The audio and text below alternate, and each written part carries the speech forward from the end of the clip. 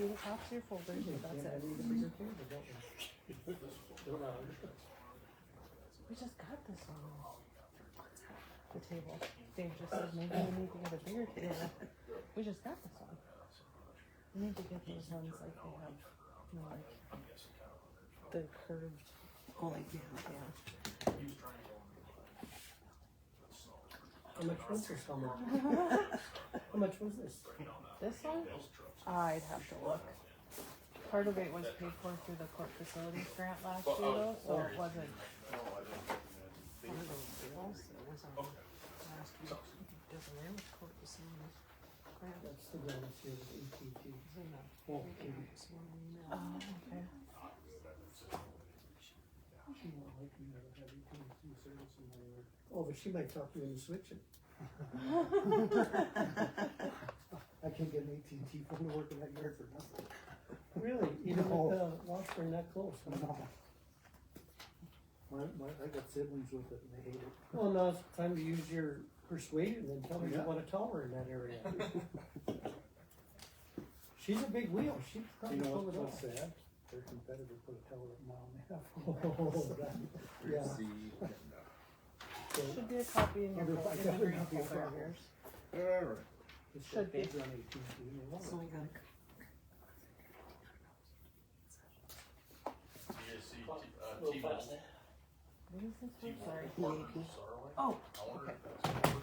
'Cause they'll have, They partnered, huh? apparently, I don't know anything about it, but how good it That'll works. be good.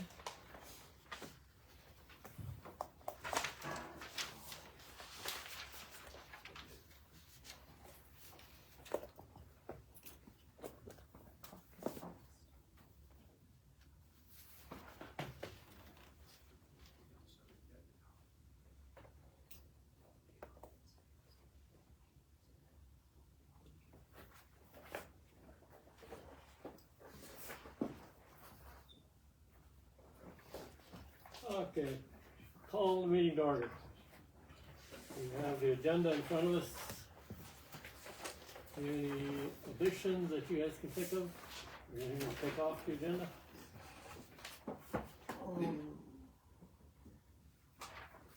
I'd like to add at least one thing, two maybe. I'd like to talk a little about Lewis and Clark metal sculptures. Bring that up later on in the meeting. And maybe a little bit on AI.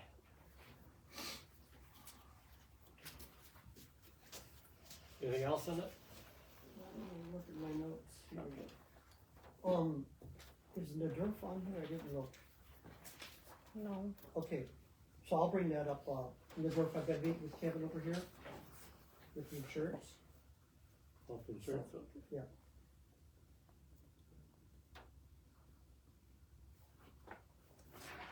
There's some of what I'm looking at covering. Anything else? Hearing nothing, could I hear a motion to approve the agenda with those added items? So moved. Second, Motion and second, all in favor? I, Minutes of January 8th and 9th and February 5th meetings.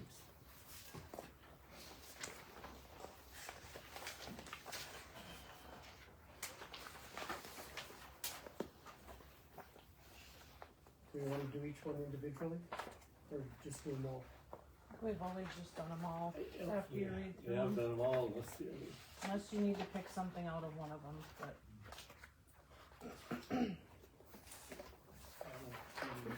I'll make a motion to approve all the previous minutes from the 8th, the 5th, yeah, January 8th, February 5th, and January 9th. We have a motion, Second. and a second, any further discussion on that? Hearing none, all in favor? I, Approved.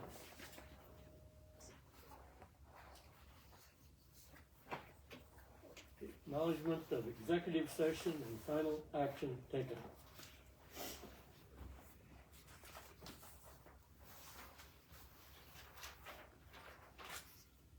Do we have anything on that? Yeah, you just need to comment that there was an executive session and what the board voted on.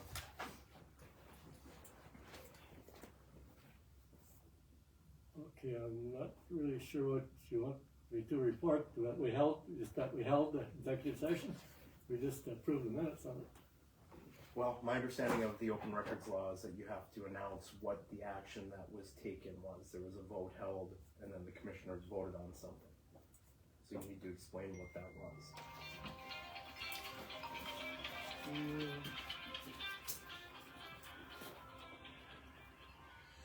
Do you wanna say how you want them to say it? Yeah, I'm not sure what. So you just have to state that after the vote. I guess I'm not really sure.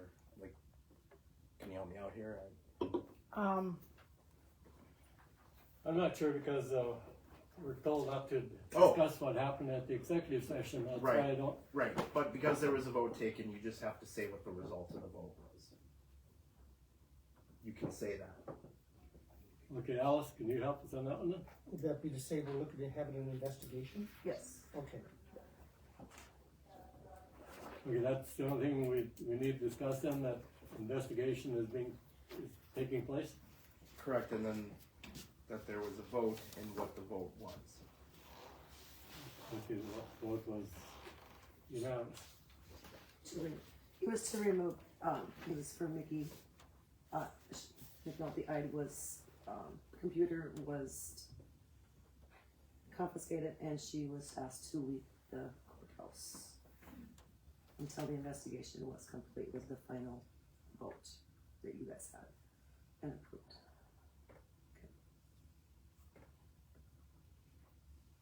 Okay, I'm glad you helped me out there because I was instructed that we don't Well, disclose anything, so that's why I'm. yeah, hesitant. that needed to be disclosed.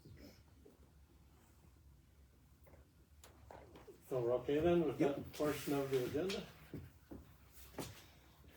Yes.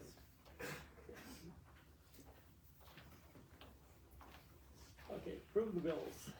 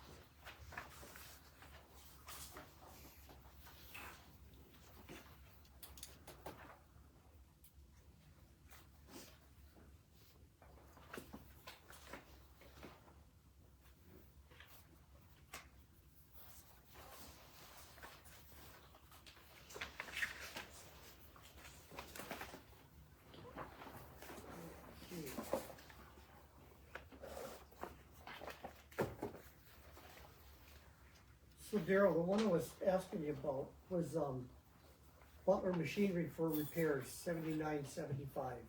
You recall what that was for, 124? I guess Linda would have the receipts, but I have to look at it for sure.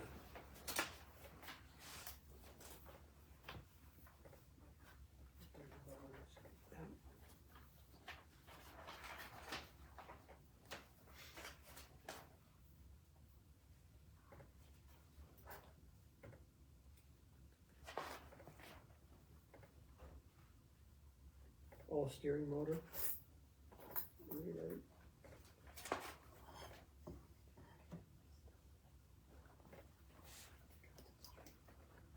So I'm guessing these were all for one machine, right?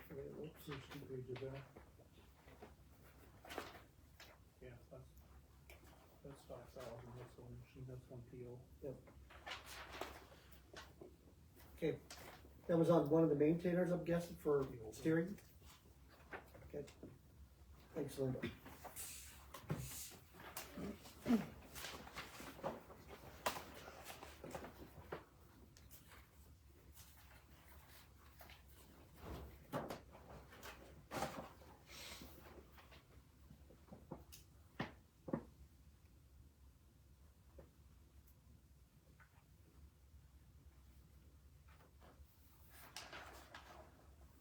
Is that not what Association of Counties do, it's gone up a lot? Or is that about that much all up?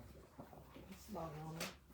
Which one are you looking at? Cause one of them was for the workman's I comp. see two different ones here. One's for workers' comp for the year. That's the 15,000. And then the other one must be due the 441. Oh, okay. Johnson Trailer Sales, 13 grand for repairs, what did we have? That's the one that got Gravel wrecked. trailer. Yeah, last spring. That's, went to Ender. They're gonna- Try to recoup that. Yes. We should get a check from them for everything but deductible. What is the deductible? Maybe $500, I have to look specifically. Did you want to talk about fire extinguishers? Do you have any questions on it? Or No, I just seen that one came through, that's pretty big. all of them were replaced?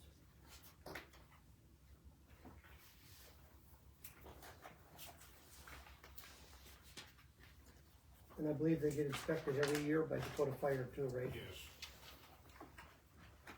Matter of fact, both outfits that, I can't remember the name of the other one, but they both were inspected just within the last couple of weeks. So,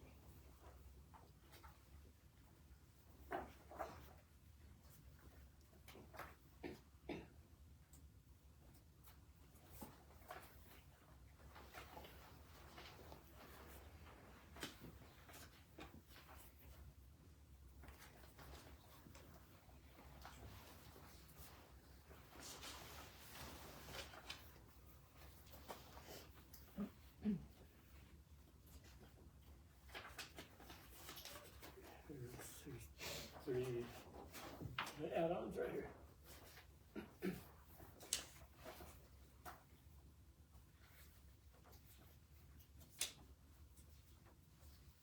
That must be the one I talked about. Mm-hmm.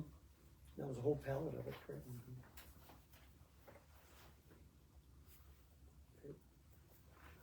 Must be legit. Must be the signage. Is that capital trophy? Yes. Name tags for Oh, was that you myself sent us? and for Rebecca, yeah. And I didn't know if you guys, we can order more. They're like probably this big in the shape of the state of North Dakota that say name and title, so. Good.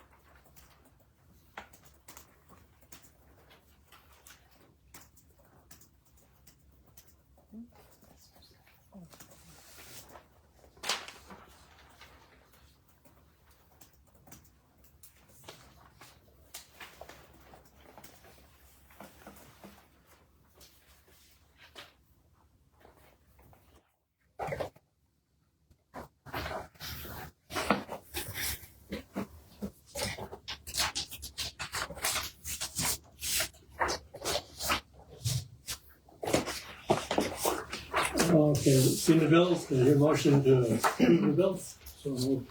Second. A motion and a second to approve paying the bills. Need a roll call vote on that?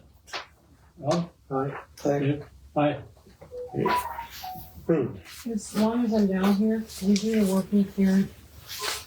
Credit down at the bottom. Working child care credit. We're participating in that, we're both to 36 months, the state has extended it to 60 months. And we just need your approval to extend it. We have one employee that it would apply to right now. I think it's a good program, it's good for retention, and it's good PR actually. Okay, I don't know if you, then when you weren't on when we initially started this We do. program, but I understand if I We get understand. $300 and the state matches at $300. It's a good program. Yeah, there's a lot It's a of really program. criteria they have to qualify. They have to use a state approved childcare. But childcare is horribly expensive.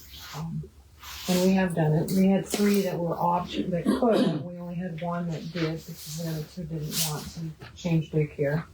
We have 1 that would do it now.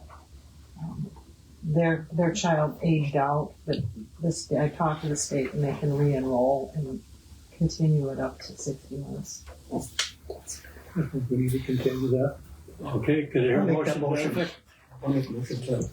Motion and a second. I'll second that. Okay, any further discussion on this?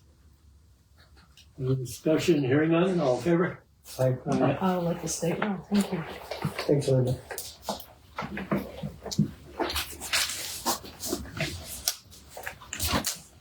Here for the Yeah. AT&T presentation. Okay. Some material for Come everyone. up and join us.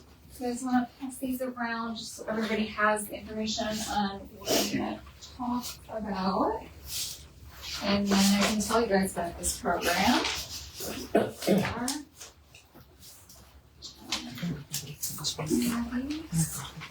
I gave enough to that front table, right? Yes, we're Yeah, covered. okay. So, my name is Katie Schloss, and I represent AT&T, but for the purposes of me being here today, I'm representing FirstNet and the FirstNet Family Program, which are a very specific program underneath AT&T's umbrella. Before I just said the words FirstNet and FirstNet Family, has anyone heard of either of those programs? I know, Dave, you have, because I talked to you a bit about it. No, not really. Okay, so I'll kind of start from the beginning. FirstNet was formed out of 9/11. When that tragedy happened in New York City, communications failed. Land mobile radio communications failed, cellular communications failed. It did not matter what provider you were on. And that was because back then, networks, more so than even now, got congested. So everybody was hopping on their phones, trying to call their loved ones, etc. And what that ended up doing is it made the network so congested that first responders couldn't move traffic to be able to communicate with their teams. And so when the federal government started assessing that situation, one of the areas that they decided to focus on was building more robust, reliable communications for first responders. They felt that with particularly in the fire community, but really across the board with first responders, that had communications stayed up, that there wouldn't have been an excess loss of first responder life within that tragedy. And so 9/11 Commission formed the FirstNet Authority, which is still in existence at the federal level today. The FirstNet Authority is the regulator of this program. They are the public part of the public-private partnership between the federal government and AT&T to provide this program, to build it out, to support first responders. So that's kind of the background on FirstNet. FirstNet works for police, fire, EMS, and I should more widely say law enforcement, fire, EMS. And then there are certain medical job titles that can qualify for this, like ER doctors and nurses, because of course, first responders transport to medical most of the time. And so what this program provides is both a option for agencies, for folks like sheriff's departments, but also an option for first responders personally to choose to be on this program for themselves. We know that first responders sometimes take work calls on their personal devices, and so this program helps them to be able to better get communication should they choose to be on it. It's always a choice, but it is a good option for first responders. On the agency side, we stay at or below commercially available rates to make it very affordable for government. And we are held to the standards that the federal government holds us to making sure that within crisis situations your communications stay up. On the FirstNet and Family side, for government entities and for those that work for government entities or support government entities on the emergency management plans, on law enforcement, on the fire side, on EMS, on any of that, we can provide this program to individuals who work in those types of job roles or volunteer in those type of job roles. What that program provides is the priority service on the network, preemption, which is if there is some sort of near congestion event on our network, Not only do we have a separate spectrum band set aside for first responders to communicate called band 14, we will use our other spectrum bands on the network too and force users that are not first responders and who are not on active 911 calls off of our network to make room to ensure that first responders have what they need for communications. That program also provides a 25% discount to those that are on it for their family members' lines, just as kind of a first responder appreciation. And, just as a really good program for first responders to look at and choose for themselves. If you have folks within Oliver County that serve as first responders who are already using AT&T, it's kind of a no-brainer for them to come and visit with us.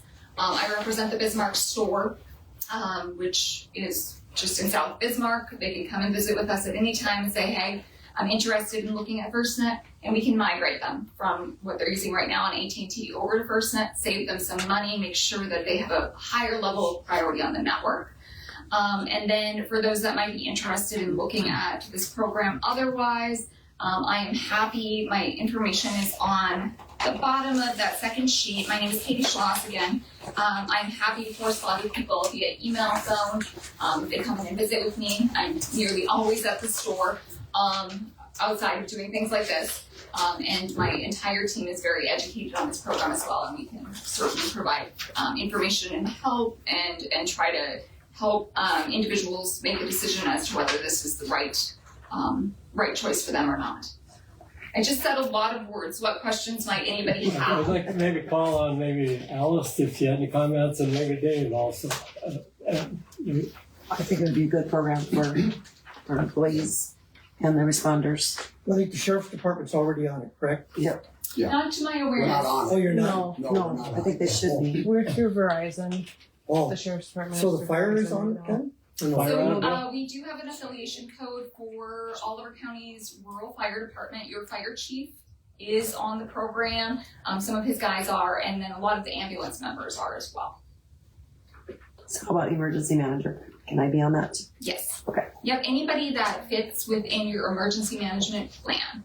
Because we realize sometimes emergency management plans, obviously you, but it extends probably beyond you as well. Yeah. I think it'd be good for us to look into it, absolutely. Okay. Yeah, if the county signs up, so I think what you said was anybody with AT&T and anybody that might switch, you save about $15 to $17 a month. It's a 25% discount off commercially available rates. So depending, and that's also depending on number of lines because there's multi-line discounts. But when I assess moving people from other carriers to this FirstNet program, I would say 99% of the time I'm also saving them money on their personal services. So, and I did hear you talk. We don't cover everybody's backyard, but we do cover center. We do cover a lot of Oliver County. Oliver County's hilly, and so there's some terrain issues. But I would say par for par we cover. The other thing that I didn't mention on the agency side is that we do have some specialty devices, not for individuals, so not on the personal side, but on the agency side, we have a piece of equipment called a high-powered user unit that can be used in things like vehicles that law enforcement uses, or even in ambulances, that boosts the service almost to that 3 watt. 3 watt bag phones years ago were taken away with some FCC regulations, but FirstNet has some particular permissions to boost within certain devices nearly up to that 3 watt. So in places where there is hilly terrain, we often recommend to agencies that piece of equipment to just extend the overall coverage and range of the solution. And I can get you via email some detail on that equipment too. Any thoughts? Any other questions? Well, when I stopped and talked to Katie and Reese at the store, it was to address a phone that we might be needing for road superintendent, so she's filled me in on this. I kind of like it. I think it's going to be beneficial to any county employee that's on AT&T.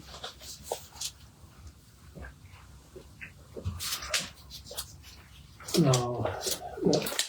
What would we have to do as a county? What would you have to do as a As a county? So register? if you, I think Travis, you would talk to Travis, he's the FirstNet consultant that I work for the state of North Dakota.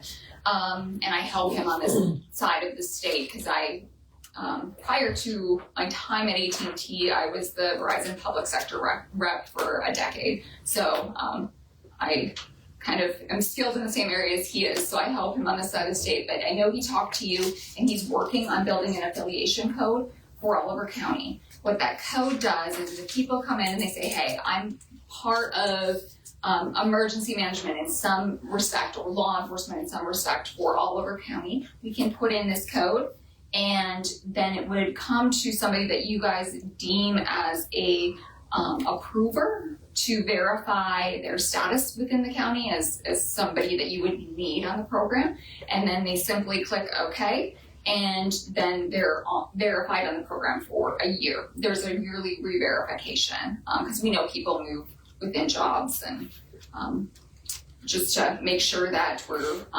staying in an audit format for the federal government, because they do audit us on this program as well. So. But yeah, Travis is building that out for Oliver County right now for the personal side. If you do want to assess whether this would make sense at the county level, several things I can do. I can certainly, if you guys give me the Verizon statement, I can give you a cost for cost perspective on what you'd be looking at. And then if you would want to test any equipment, we can provide test devices that someone like your sheriff's department could run around, and it'd be a free test just to understand what your coverage and service would look like, so that you know whether it is better for this particular county. Okay, then one other thing I talked about, like I say, our cell phone that the road superintendent had is over a year and a half old, and it's cracked. The screen is cracked, so I called somebody in Bismarck, $100, $125 to replace the screen, and he suggested if your phone's that old, probably get a new one. So that's actually why I stopped and talked to him. Yeah, and we do have free phones under the county side. Like if it's a county build phone, we can provide you with a free piece of equipment, whether that's an iPhone or an Android device. Of course, free with a service plan, but the equipment itself is. So, turn out, is this all in, or do we do it separately? Or what's that? No, like, Dave, what do you guys Individuals, think? I think it sounds like a good plan. I'd kind of like to talk it over with my deputies a little bit. See, some of the areas in the county. It seems like not every phone is the same, so, in certain areas of the county, you might not have the right reception. I know Hanover is bad. So I think we talked about that, right? Yeah, and if you want some test devices so that you can pre-assess, I'm happy to get those to you. Okay. Yeah. That sounds good. Yeah, so Only if about we Sounds start like there. Connie's all in on this thing. Yeah. iPhone, Android, what do you guys? iPhone. iPhones, I can get you a test iPhone and maybe a test database too. I'm Okay. sure you guys rent databases. Yeah. Sorry. I guess we're, Well, or that, or yeah, we wanna wait till next month, whichever, because Travis is working on that. To get us Affiliation code, we hooked should up have to it the done system. in about a week and a half with Okay. that affiliation code piece for the individual We program. can move forward now, I guess. it's a recommendation, we table it until we get further I info. don't know, what do you guys think? I think maybe We're testing. Gets your we're test equipment. tested, Yeah. yeah. I mean, we got two major areas where we're holding coverage on poles with Verizon. That's And that's which areas, just so that I'm thinking in my head. 48 kind of, you're not gonna know the area, but it's just down by the bridge. Okay, And, I can look it up. yeah, Hanover. Yeah. Hanover's the big thing. Okay, There's a couple areas out in the Hensler area. okay. Yeah, River Road in a couple spots. Yeah. So why don't I do that? I'll get some test devices sent here to the sheriff's department. They can test. We'll follow up. Try an Android test. And I can get an Android and an iPhone if that's Perfect. preferable. And I can't run an iPhone. Okay. I also am an Android user, I get it, so, okay. All right, anything else? I would say I'll contact with you about maybe doing a presentation for Mercer County as well on this. That'd I think be that'd be really perfect. great. Okay, I appreciate it, thank you. Thanks for coming. All right, thank Okay, you. we're interested and we're tabling it. Okay, I appreciate it, thank you. I'll leave these in case you guys have anyone else who might watch one. Okay, Lad, you have something for us on industrial development districts. Sorry if I sit up here. Yeah, come on up, guys. So, I had an idea, I ran it by the other state's attorneys in 12 counties, and Patrick asked me to come over and talk to you guys. Now, before this thing gets any legs, just to kind of explain what's going on. This statute I've highlighted there is a very obscure, unused statute. There's no attorney general's opinions, there's no case law, it was enacted in the 50s and they didn't discuss it at the legislative history. So it's kind of there with no frame of reference to what they were thinking. But on its plain language, started thinking about this in the last year. It potentially could benefit both counties in our planning and zoning issues. We're all facing planning and zoning issues, some different issues, but they're all challenging with a lot of things that people want to do. And I had an idea of maybe utilizing this statute. So after talking to the two state's attorneys, we sort of referred it to the Coal Conversion County Group, which has the lignite industry people usually on those calls and meetings. And they were on January 8th. I don't know if any of you guys got into that call, but I just presented this there. And where we left it is the Lignite Energy Council is going to get with their members, which is Minnesota, BNI and stuff, and develop a map around their facilities that they think could be an industrial development district under this statute. Okay?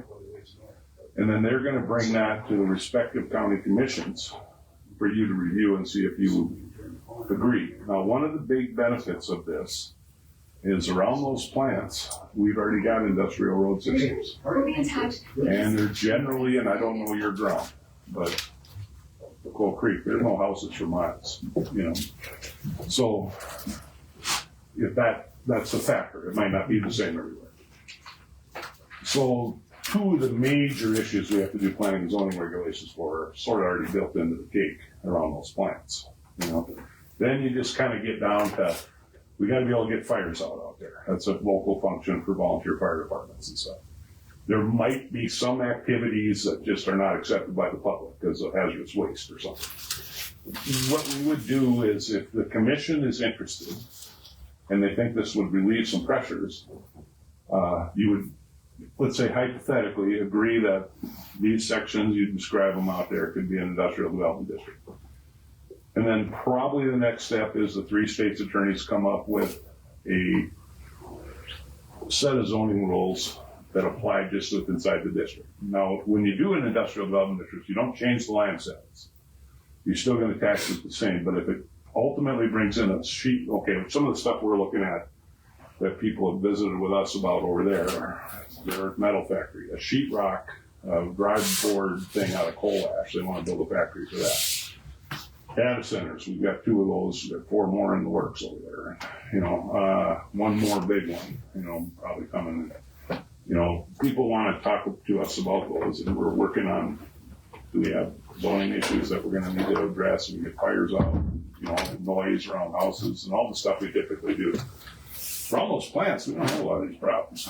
And one of the benefits of doing this is that one of the holes in the boat on those coal plants is the fact that you're in a grid that has, you're fighting negative pricing sometimes because of the way the grid prices stuff with renewables. So your plant has to idle down to nothing. Your costs are incurring, you still need your employees to come, but your plant's sitting there on idle.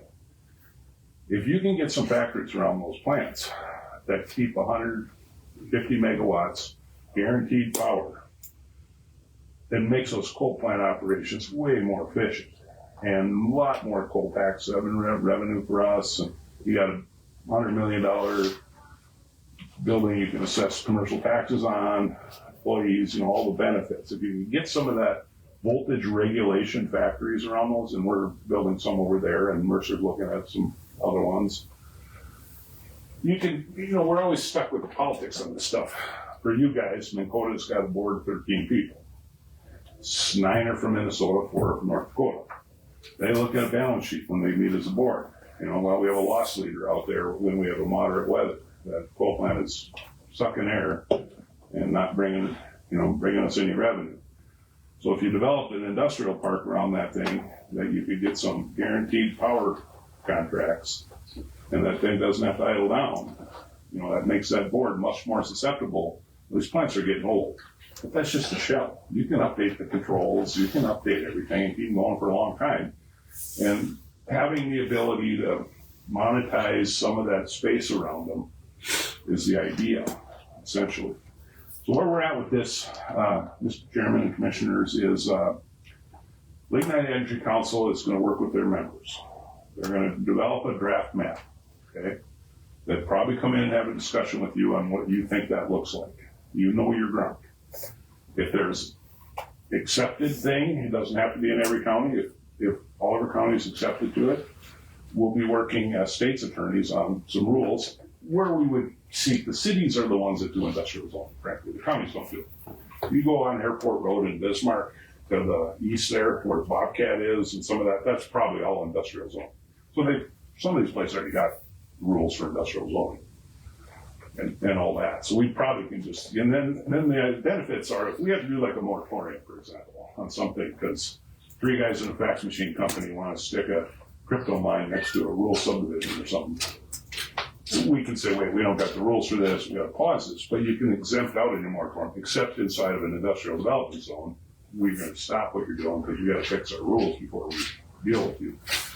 Create some certainty for these lignite guys, you know, where we do want to see what they can do to keep those plants cash flowing. And I was gonna I told them at that meeting I'm not looking to do anything till after the legislature. So if in the interim, and they're busy at the legislature too, but sometime maybe later this spring, put a map together if you're interested, bring it into a county commissions and say, this is what we think would be good, let them look at it and see, and then if ultimately this has got some legs, the state attorneys can make a project out of the zoning rules for within the districts. And I just thought it was an idea that we should look at. Who do you think would be in opposition to this? Have you heard any opposition? Or have you presented to Mercer and to McLean? I've talked offline with my commissioners. They like the idea generally. Lignite Council guys seem to like it.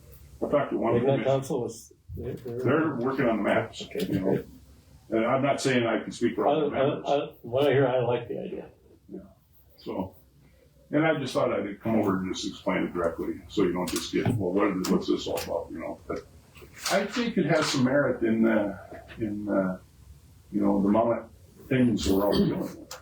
If we can funnel them into a spot that isn't a problem on the front end, you know, and monetize those grounds around those plants, I don't know who would resist. I can see resistance, and the resistance would be this. One time, Great River wanted to bring drilling muds out of the oil patch over to an old ash pit in the township. We zoned for the organized townships. They weren't interested. So we have to have some police powers to say if the public isn't going to accept this particular thing, you know, it's not going to work for us. But in general, a lot of stuff they want to do, and in those locations are positive. And the public probably isn't going to have, you never know what the public's going to have, but it might be beneficial to all of us. So yeah, there's a lot going on right now for the rare earth elements that are available. They came down from UND and met with us. I think they're meeting. They met with us as well. Met with BNI also. Yeah. It looks to me like somebody's going to potentially get about 40 acres of industrial building. Not more than one. But if we all set up, see, the way I look at that lignite thing, it's the one organism. I can name 5 people that work over here. And you probably have Gold Creek and Falkirk people working over there. Industrial Lube in Washburn provides all the lubricants over here, you know, all that stuff. Where that thing actually goes between Mercer, Oliver, and McLean, I don't think anybody should get turfy about it because it helps everybody. And if we all created one of the reasons I wanted to present this at the club meetings, we all did the same thing. There's a potential we're not competing against each other for business. We're all letting the Lignite guys go, you know, this isn't going to work at Coal Creek, but it will work at Nakota or something, you know. So anyway, that's the idea, Chairman, and happy to answer any questions. What do you guys think? Well, we need to definitely stay on top of it, so I like that he's presenting this to us. Yeah. That's why I asked him to come. He's been working really hard on this, and Lad has taken a real leadership role when it comes to these coal country issues. I'd be happy to work with him on ordinances or other legislation that we could present to. And the Lignite Council you met with them on We had a coal conversion county meeting. They were on it. that last one. Okay. And Jonathan Portner and Jason Bohr were on it. Listen, feedback I got is their members are all interested. And the state's attorneys. That's a big part of it right there. Yeah. And the state's attorneys can come up with maybe a model. It's not going to dictate what you might want to do some individual tailoring to it, but we could probably look at here's a base model for industrial zoning that would work and propose that. Then you guys can work through it. Doesn't have to be the same across the board. Patrick, you're ready to be part of the group? Absolutely. I mean, I think it would solve a lot of problems too on the planning and zoning side when we have these issues coming up like we had last year. Mm-hmm. So I'd love to work with Vlad on it. Okay. You guys have any questions? Let me know. But this is in motion. I thought I'd come and visit. I appreciate you coming over. We do currently have moratoriums on solar and data facilities right now, so I'm assuming this would kind of help us with that. Well, it'll open up the discussion, but unfortunately, it's nothing that's going to happen imminently because of the legislature. Correct. No, but this would help us to kind of at least come up with hey, we don't think you should be here, but maybe over here. Yeah, that, and we haven't done a moratorium on data. Bowman and Montreal have it, but we are working like we have a moratorium. There's a big one coming in at Coal Creek, and I want that one done. I told the commission. The problem with those things is fires, and we've been downloading. Our emergency manager talked to the emergency manager in San Diego last week, and they've got some models, but they're thermal fires. Once they start on fire, your real firemen can't get them out. They'll burn for weeks, you know. So we're looking at how you initially bring in those designs to keep the lithium, you know, shipping container sized batteries separated so they don't burn the entire thing up. Because our real firemen are going to be on a box, and that's why the legislature always gets this wrong. We're not doing moratoriums to stop economic development. We're doing stuff because we got to protect our firemen. We got to keep the rural houses from getting noise out. And then once we get the rules, but we are, just so you know, 3 counties are working on the fires on those things. And we probably have some information. I sure wish the legislature would understand that. Well, I'm going down there Thursday going on local zoning issues, and I'm going to try to make them aware that we're not stopping things. We're trying to make sure they're orderly development. They seem to miss it. There's a lot of sloganeering at the state. You know, I kidded this John Weed, who used to be the transmission guy, and I used to listen to those Power Commission meetings, and I told him I'm going to start a drinking game, which is every time one of you state guys says all of the above or business-friendly environment, you got to take a shot. You know how drunk you'd get after an hour? That's all they do. They go around the room. You know, it's just fine, but actually developing economies and orderly fashions is something that is not necessarily understood down there. And the stuff that we do day to day to make sure existing farms and ranches aren't walked all over with their noise and the dust. Yeah. It's a different perspective, but I'll be down there Thursday. I've been down there twice already making this argument, you know, but anyway. You're going to be there for that Senate Bill 2208? Yes, I'm preparing for that. I'll be there for that too. I was thinking about going to that one also. Next week. Okay, thank you. That's good information. But do you have another one of those statutes? Sure. Lad, have you talked to anybody in Dunn County? They're having some type of battery. They haven't approached me. I'm talking with Bowman in Montreal. Contact Sarah Dutenheffer. She's the animal there. She's the Oh, you use my name. I mean, I will do that because we sort of have a working, you know, we're looking at it because we're eventually going to have to do data center rules.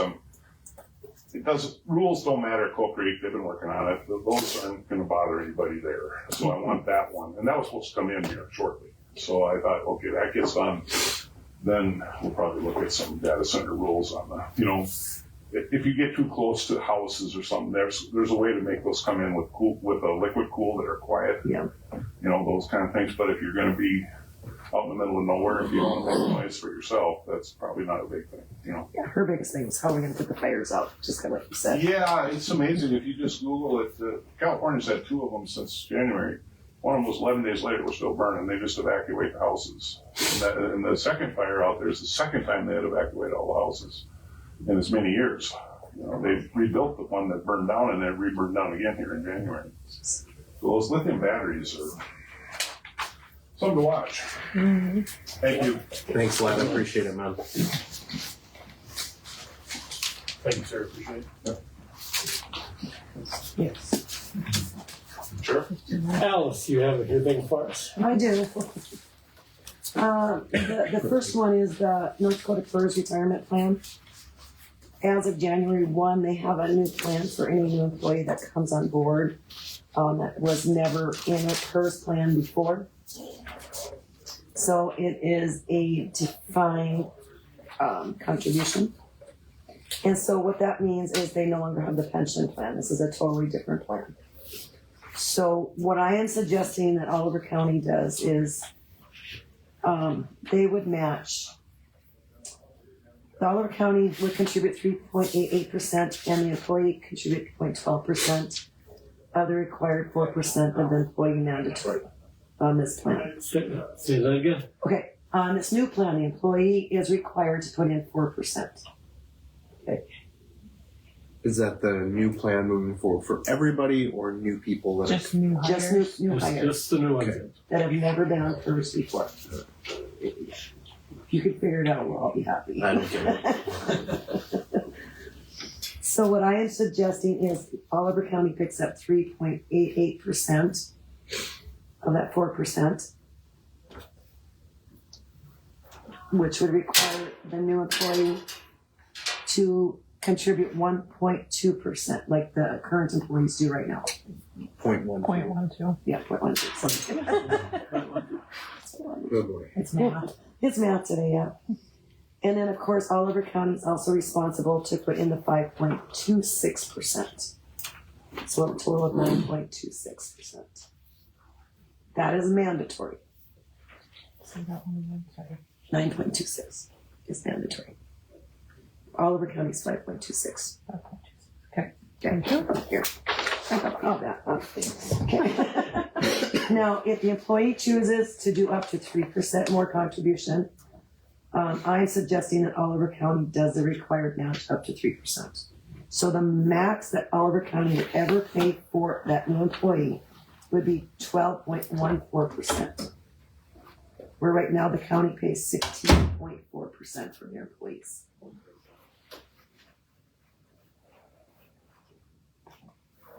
And it's just the wording in your policy manual that would be changed as it's right there. The worst part about this plan is in the first 30 days, you have to decide how much you're gonna put in for retirement. So if I'm young and I only can afford 1% of my wage, that 1% is stuck with me for life in the first one, forever. Can't change it. So I'm gonna try to encourage employees to at least do the max 3% right away.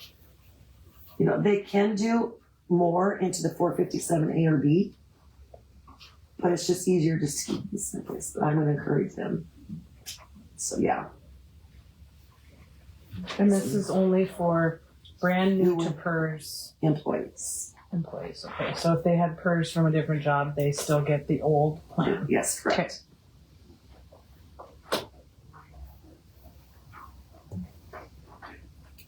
So on the bottom is effective January 1, new employees first enrolled with the North Dakota PERS retirement on or after January 1st, 2025 will participate in the defined contribution plan 2025 tier 3. Oliver County will pay 3.88% and the employee mandatory of 4%, and the employer mandatory of 5.26%, and the employee contributes 0.12% of the employee's gross monthly salary. The employee has the option to contribute up to an additional 3% of their gross monthly salary to the defined contribution plan or the deferred comp 57A or B plan, and Oliver County will match up to 3% of the employer contribution. And that is just the wording change that will be in the policy manual to reflect the new changes. So in the county end, that wouldn't be no difference for us then, No, as far as the match. no, it'll stay the same. So it'll be fair and consistent with the current employees. Is this new formula being used elsewhere? Is that where you got it from? Mm-hmm. Yes. Because it's a requirement. Yeah, it's required by North Dakota FERS. Oh. It just depends on what each county wants to contribute. And we did it in Mercer County as well. We kept what Mercer County contributes now the same as the current employee so that everybody stays on the same field.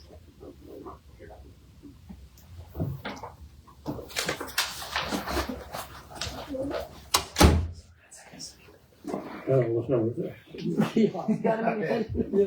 Trust me, when we were down at conference and we were trying to figure that out, we're all still trying to figure it out. So. Where are we at here? I think if we have to go to it, we might as well, we have to adopt it, right? Yeah. For HR. Any more questions on it? Yes. Do we need a motion on that? Probably. Yes, we're gonna please. put it It's your in. policy To manual. change the We've done policy. manual, Yeah. so we probably, we're gonna do it, we should make that motion now.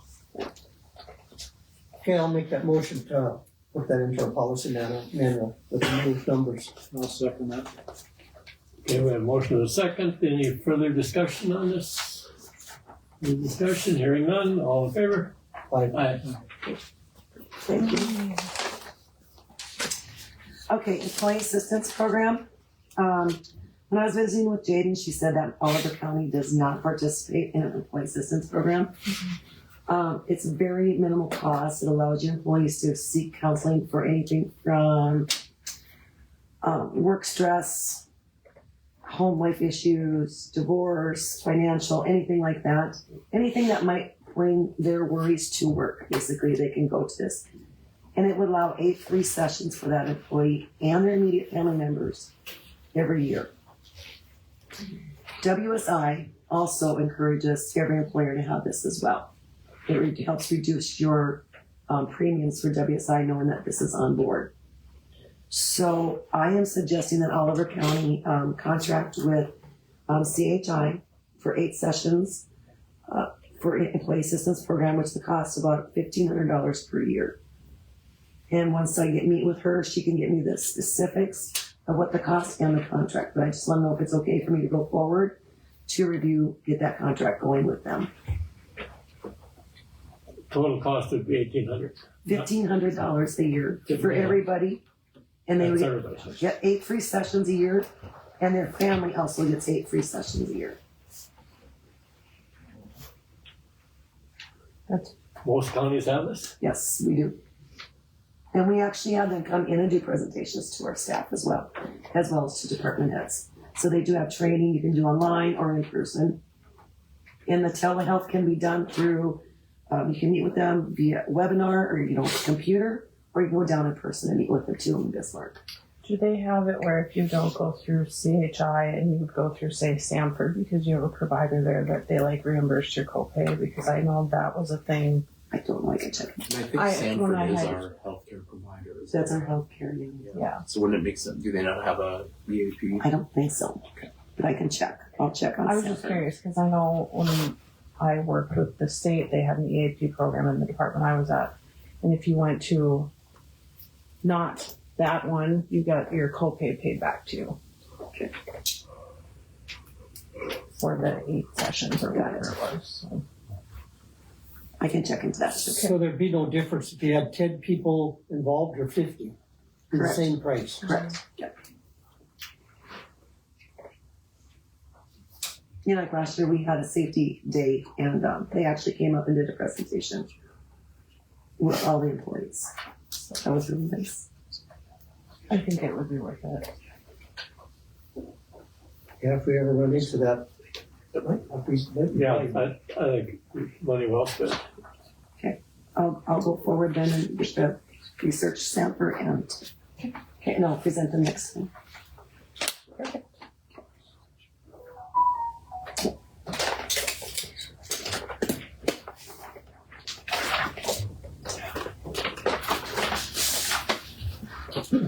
All right, these are the applications I received for the superintendent. The two on top are the ones that I would give my suggestion for interviewing. However, you guys look them over and see what you think. If you feel that none of them are qualified, we can continue to advertise and then go from there.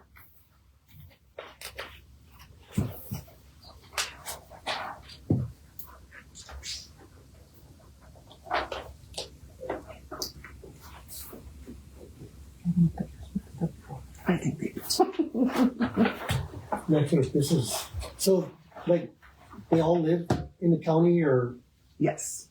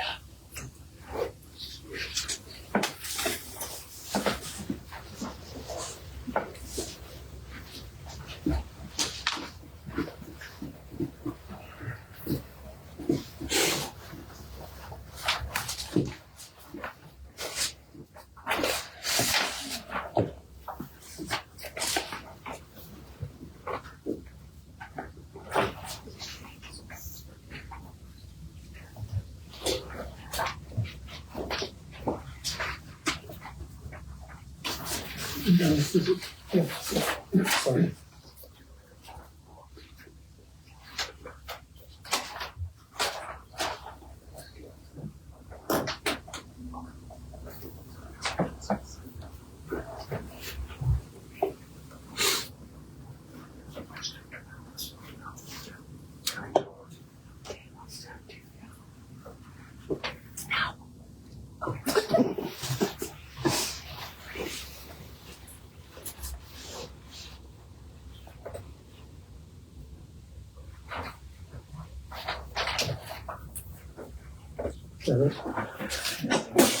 Well, I see what that is.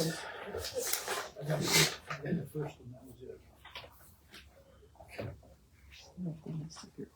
it. Yeah. We'll see if they go. Yeah.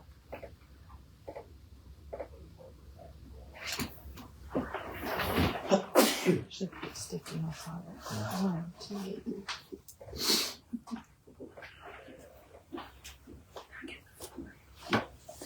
It's cold.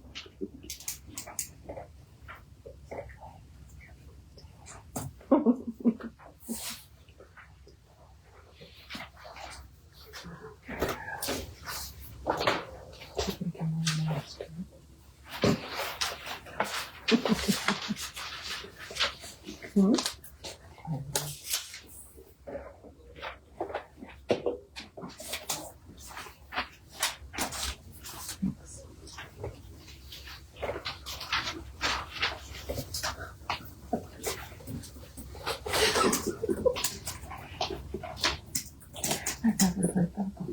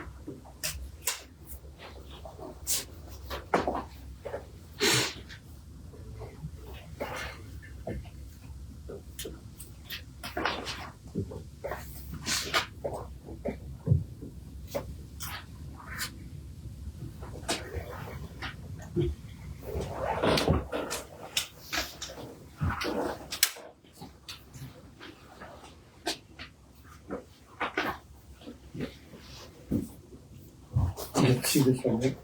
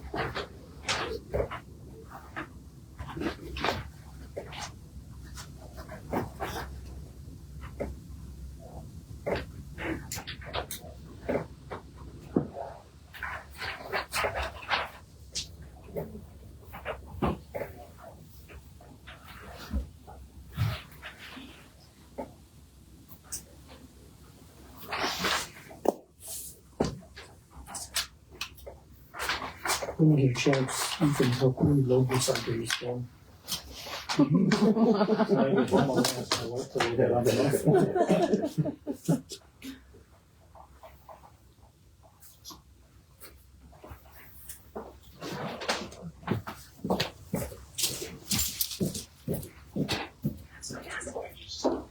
do we go from here? Set it up. Going to the next question of Alice. Alice had them in an order from the top to Yeah, good whatever. luck with that. She'll have to look at them again and put them back in order. Okay, wait. 5 applications. Correct. There were no more that were just started, or we're just fine. Nope, not that I know of anyways. I don't know. I had a call Saturday, another guy was interested, but the deadline was over, so. Alice got all of them. I mean, there were some that were dropped up in my office, but I gave them to Alice right away, so. But she said only 5. I would say that we should set up an interview for every one of them that applied. I don't know what Alice's thoughts are on that. But We'll find out when she comes back in. Yeah, Daryl has maybe some input that you wanna share, I guess, when she comes back? An idea, or do you wanna hold that back? On the interviews, Yeah, I think they should all be interviewed, I guess. no, right.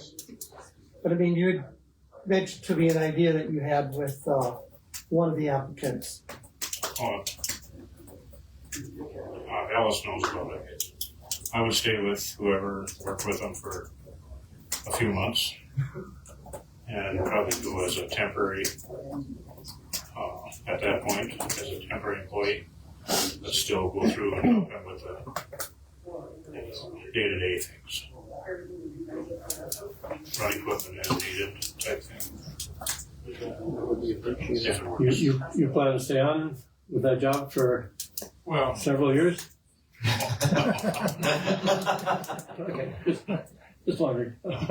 He told me this morning, Several months? as long as Jim Jackson keeps bringing donuts or pizza, he'll keep coming. I was mentioned. Met that requirement, so. You have to put the applications back in order. They messed them up. Okay.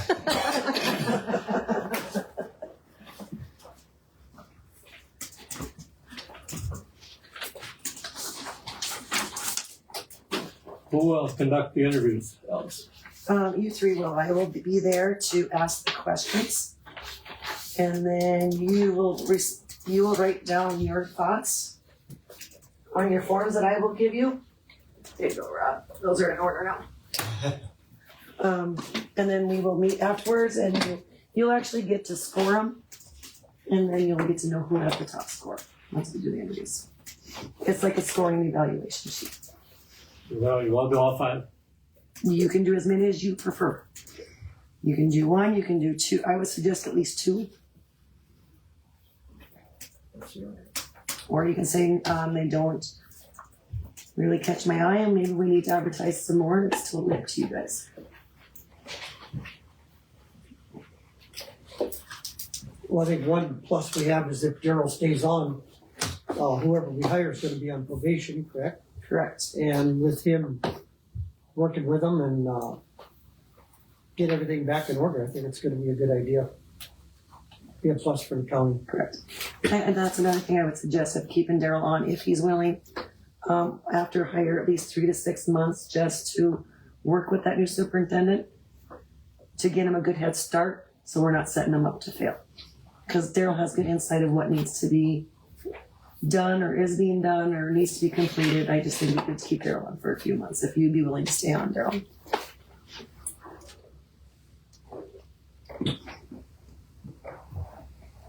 So, I guess we have to know when we're all available. Whenever I'm not at the Capitol, I'm down for a little bit. What's your schedule, Alex? What are we looking at? Well, next week I'm going to be at the Capital Connection. 18th and 19th? Correct. I have Mercer County Commission meeting. I'm going to be here on the 21st. What day of the week is that? That's a Friday. Or I could even be here Friday on Valentine's Day. Okay, so we'll do like the 21st. February 21st? I gotta look at my calendar, but I think that day is open. Or I could even be here I'll be here the 21st and the 25th. And I can always make it a special time too if I need to come over.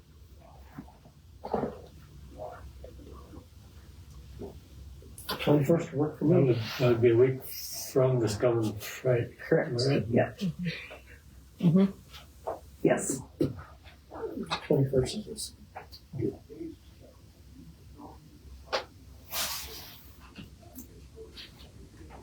Perfect.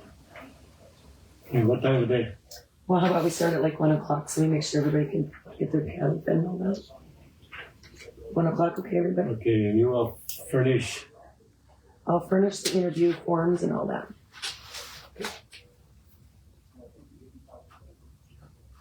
And just so you're aware, that is an open meeting because there is a quorum. So anybody can attend the interviews. This won't be on though. What? Yeah. When they interviewed me for the HR director, it was open meeting and anybody can attend. Because it's a quorum of your commissioners. Not fair to the first one that it's fair to the last one that gets interviewed, but not the first one. Well, we try to keep them so that they're separated. You know, most people don't come listen to the other one. That's a requirement that by law that we do Yes, this? it is. Oh, I totally disagree with it, but if it's, I guess if it's legal route, it's not a fair route. Oh, I agree with you. When I had my HR interview, it was open to everybody in the community to come and watch. Because it's a quorum of your commissioners. I agree with you. legal system, I guess, with that. Well, It's an unfair. it would system. be an open records, open meeting type thing. So, and they're not protected by contracts, it's not a contractual position, no unions involved, so. The last one interviewed can watch everything in the interviews ahead of him and prepare himself much more than the first one. It won't be recorded. No, this won't be on for those meetings. Oh, No, this isn't gonna be there. oh. No. It won't be recorded. It's just. Now I feel a little better.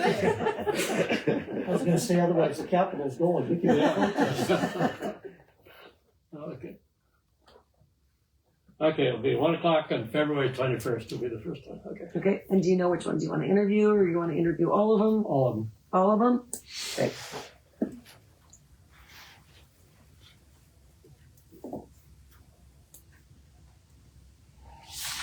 Let's see, about 45 minutes each. Okay. Great, I'll get those set up, and I'll send you out the schedule.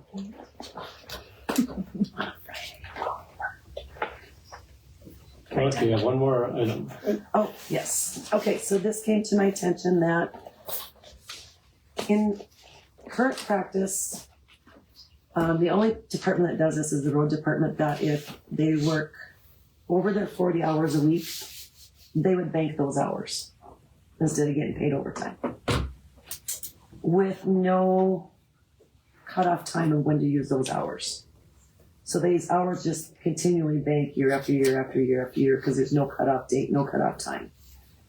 I suggest the county pays out the banked hours that are there now a time and a half, because it would have been overtime hours. And from this point forward, go just pay overtime. It's just gonna save the county money, because when somebody leaves, there's a whole lot more money that you're gonna have to pay out at the end. I just think straight overtime would be the best way to cover the county. Do we have a lot of employees now that have bank? All the road department employees have banked hours. Was that something that was part of their employment, is that a written policy of Oliver County? So what obligation does the county have to pay that out? We don't have any obligation, but I think to be fair to the employee, we should just pay it out. Most of them don't have a lot, there's just a few that do. I mean, it's hours that they actually worked and that they didn't get compensated for. They just took the time and banked it. So instead of overtime, we just get the regular scale. Correct. Yeah. Personally, I liked it. When I retired from being Dakota, I had $2,200. It was a nice check. But I can see the point. I think B&I even, right? Everybody spent, there's a cap on it for most county or companies now. Unfortunately, I'm salary, so. Yeah, you don't have to worry about that. You know, it wouldn't be so bad, but there's no set date or time. It's not in the policy that you're like, okay, if you earn it, your banked hours, you have to use it within the next 2 months or something. There's nothing in that, in our policy handbook. So this could go on forever. So if you have somebody there that's 30 years, never uses those banked hours, who knows what that person might get paid out. Yeah, I think it's a good route to go. Well, I know Trump's got that deal where he's saying that he's going to try to push it. No tax on overtime, so that would be good. Mm-hmm. I just think it keeps it clean. If you work over 40 hours, you get overtime, it's done. And then there's no more Linda trying to keep track of everybody's hours and did they use this or did they use vacation? You know, it's just going to clean everything. Yes. Do we know how many hours that is up to this point? I have to get the total number, but it's. It's okay. Well over like 500. Yeah. Okay, so we're okay with that then. Okay. Do we have to prove that or? Yeah, we'll have to have a motion to that effect because we need to go and probably add it to the personnel manual, policy manual stating that we pay overtime for hours worked over 40. No more comp, no more banked hours. With no more banked or comp time hours. Okay, could I hear a motion to affect the overtime? I do have a question, so if we're gonna pay them all out, say if somebody's got $200, you're gonna get taxed more on it. Is this something we can pay out over a little bit of time Absolutely. so they don't get taxed in a bigger bracket? Yeah, we could do it over like 6 payrolls or, I think that would help everybody. I think so too. I agree with you, Dave, because if you pay it all at once, it's gonna be a huge tax liability for that employee. Yeah, until the end of the year. Mm-hmm. And then when they file their taxes, Yeah. it'll get fixed, but on the front Yeah. end, it'll Won't. just be a chunk out. Yeah. So yes, we could definitely look at doing like your 6 payrolls, whatever would work best for the employee. We could actually meet with each employee, see how they want it paid out. I think that'd be good. Okay. Well, I'll make that motion then I don't know, do we wanna say eliminate banked hours, but that's from now on, pay out banked hours at the employee's discretion, how he wants it done? Correct, yeah. And then from here on out, go to overtime hours will be paid? Am I wording it right? Yes. Does it have to be approved by the Sounds good to me. first? Or how do we track that? Well, overtime should be approved by the department heads before it's allowed, so. I'll second that. Okay, motion and a second. Any further discussion? Hearing none, all in favor? Aye. Approved. I just have some of these cards. It's kind of a media quick help guide, so if you ever get contacted by the media, it's from the North Dakota Public Information Officers Group. So it's something to keep in your pocket if you ever need it. That's all I have.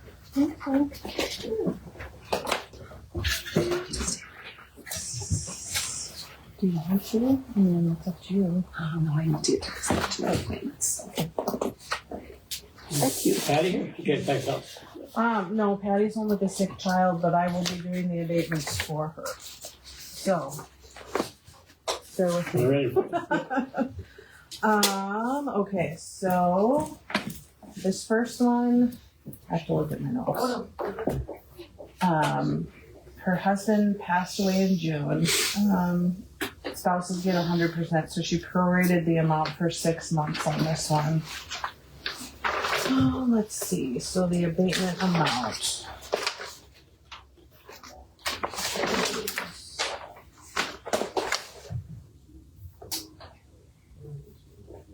$275.63.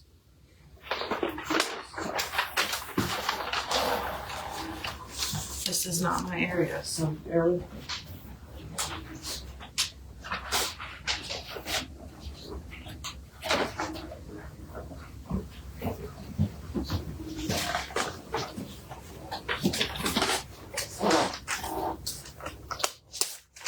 They all qualified, so it's not like a. Okay, that. Yeah, she would not give me these if they didn't qualify, so. Yeah, okay.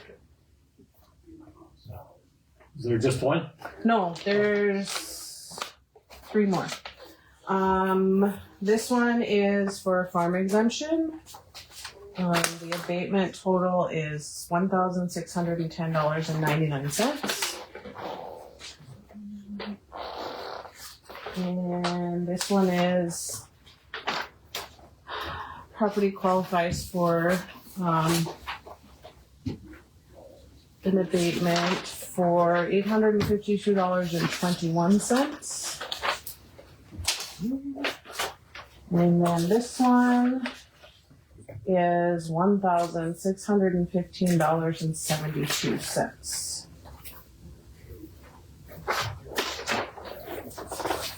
And I believe she highlighted all the spots where you're supposed to sign it, Lee.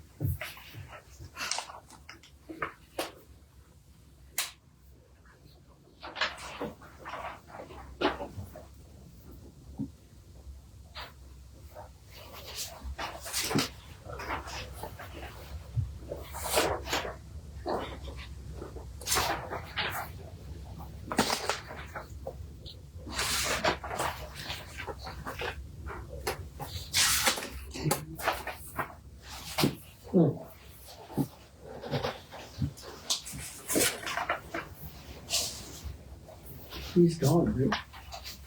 The one I can remember is Is that first one with my sticky note on it, or is that a different one? Second.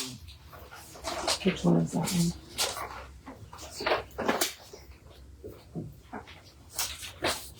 Gone as in like, DC's. oh, Maybe I'm wrong. well, we can hold off on this one and I can check with Patty for sure on this one. Well, and I guess we could even approve it in the motion, provided it's intended. Yeah, Sure. should see that one.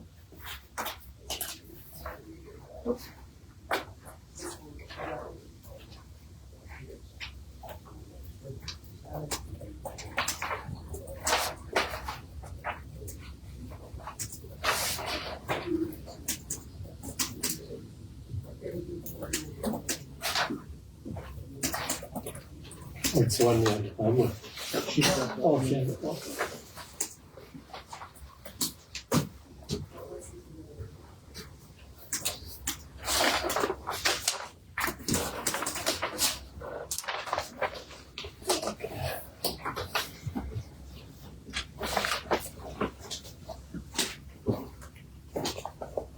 Did you want to see that one? Ken? What? I heard there was you had a question on the one, but I haven't seen that one.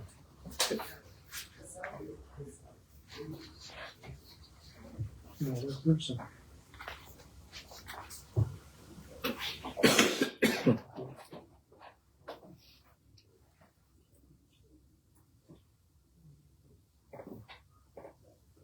What? I guess I thought he was passed away, but maybe he hasn't. I don't know. Oh, okay. That's the question. Oh, that was a question. Okay. Well, he signed it, so I mean, It's Okay. gotta be. on the 5th of February. Must have been a different one that I Yeah. know. Did you sign that one, Lee? Oh, do we have to I sign haven't them all? signed any of them yet. No. Oh. Just And have all I need them signed. the Otherwise, yellow spot, you know, marked spot. the one where it says chairperson, not county auditor. Okay.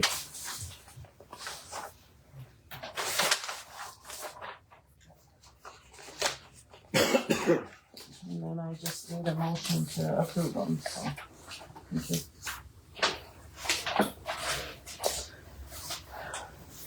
Okay, could your motion to approve the. Oh, no. Oh, no. I'll make a motion to approve all these. Second. Okay, we have a motion and a Are we second. calling them abatements? Yes, abatements. Okay, we have a motion and a second. Any further discussion? Hearing none, all in favor? Aye. Aye.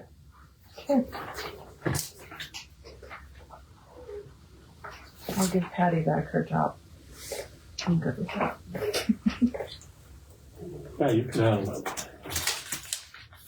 Okay, send them all the right spot. Thank you very much. Road superintendent, Daryl.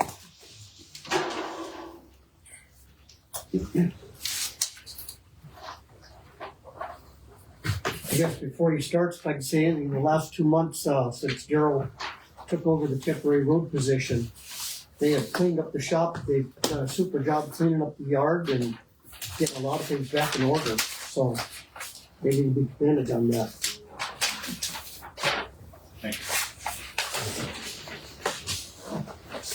We just have something on the list of petroleum equipment for road department. Would you- That's a Rob thing. Yes.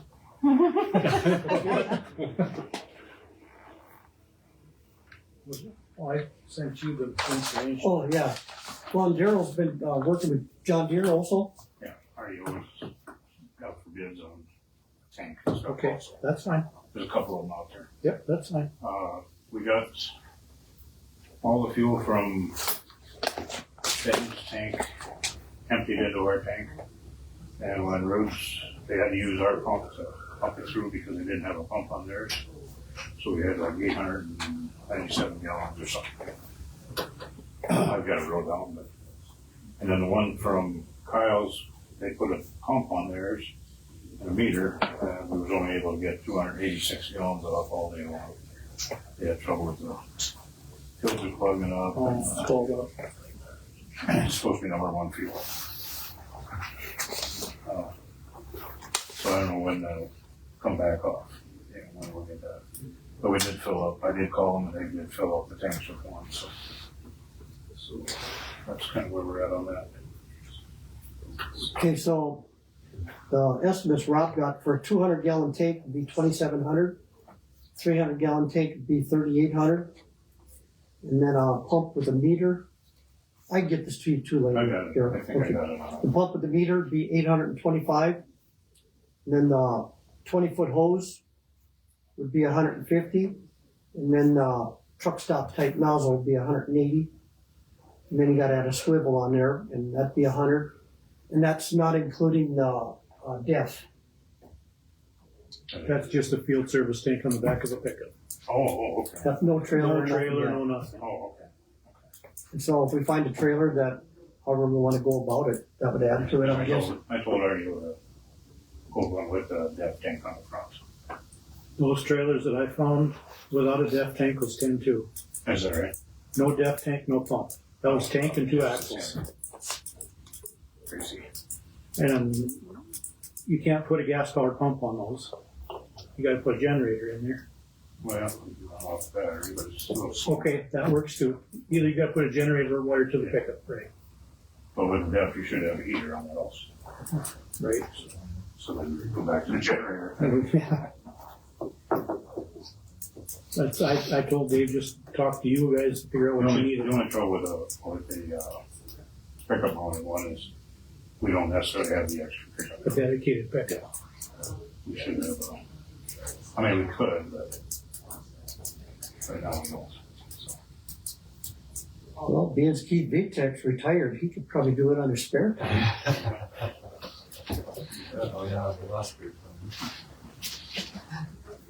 Well, I think we'll keep working on that. If you don't, yeah, you guys don't need it right now. Nope, we got if we need to, we got a smaller one we could run out quicker. Okay. So, that's a jug or something, you know, just Yep, get you by for a day. get by for a day.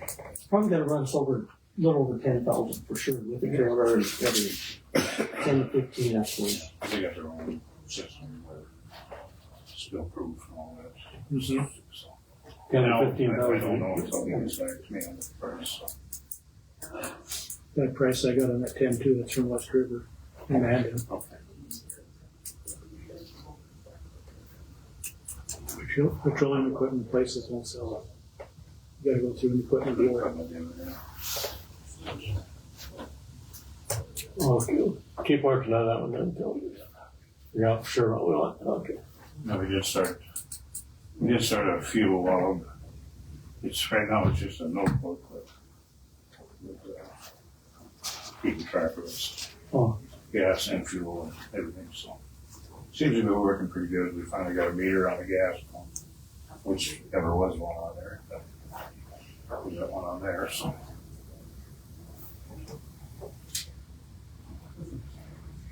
And we did, we were out a couple days with the blades and a few days with the plow trucks.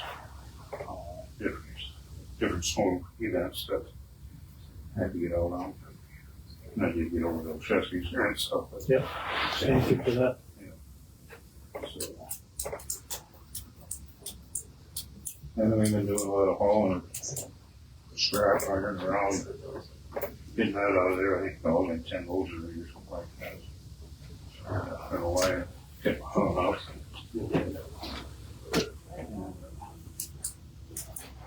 A lot of safety issues we've been working on. Fire extinguisher was a big item. They had one outfit that when they come to test them, they found it bad when they take it with, and never replaced it, never leave one there for us. And I didn't know there was anybody else in the country that sold them. I ordered a bunch of them. We got them all in the shop right now, we're working on some of the equipment. So that'll be, as we get them in. So we're getting them for all the vehicles, Yes. every piece of equipment, Everything. And several in the shop. And so, and is for the courthouse here also? Or is that included? They're here from what I understand. They are. We went and checked and those are actually here. Oh, okay. It's just the guys out at the shop that and there's some out there that have been, they're pretty bad shape, pretty bad shape. They're obsolete. They come from the old shop of the town here. So, and there's like a lot of the inspections and things that haven't been done for some time, got some of that done. When they give me a sheet on, had to be filled out, and went through that. Got that all done. Looking on some meters on some of the tanks weren't working, so we got that working. Started doing some safety meetings. I started out, I did a couple of weeks, every week for a few weeks there just to get them going. Get them realized, and I think we'll go to maybe once every 2 weeks, once a month, maybe something like that. And seems to be doing pretty well. And as far as the employees and stuff, Dave and I met with them all at one point. Kind of talked about what our plan was, and seems like that went over pretty well.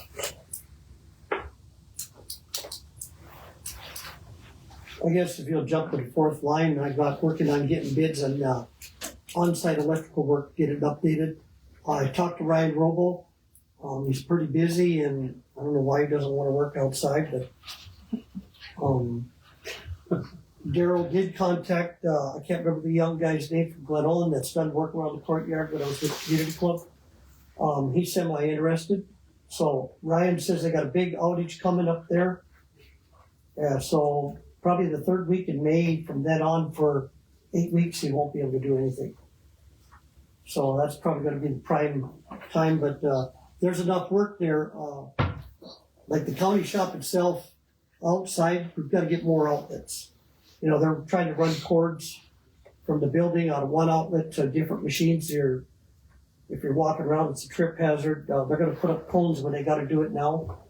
But we need to get the whole area that's over by the fuel tanks needs to be redone. None of the outlets are ground fault, and only one out of the 4 works. We use that plug-in equipment plus pump fuel. So we gotta get, plug one and plug the other one in. yeah, so we gotta get that, and it should be in an enclosed area. And then ground fault, so if it's raining, they don't get zapped. Does that gotta be explosion proof by them tanks? I think they do, yeah. I'm gonna have to leave that up to the electrician, I'm not sure. Sure. And then that self-storage building, you know, I guess I've never touched the conduit, I'm not gonna. Patrick wants to go down and see what it looks like, so I'll let him try it out, but I guess you'll get a little bit of a shock at times. So there might be the option of, maybe having that rewired or something, just for safety reasons, if there is a problem. But there again, the electrician will figure that out. That's gonna need a new box and everything in it to start with. Yep. It's gonna be Yeah. yeah, well, it's gonna be part of it's done, but it's gonna have to be redone. Might not be done right. So if you have a morning when you're not awake, just let me know and I'll come up. All right, bud. You can take me down yourself then.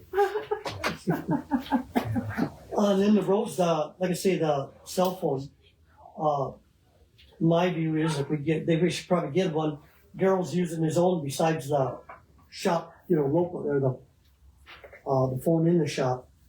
I think we should get one if we're gonna go through this plan with AT&T or whatever.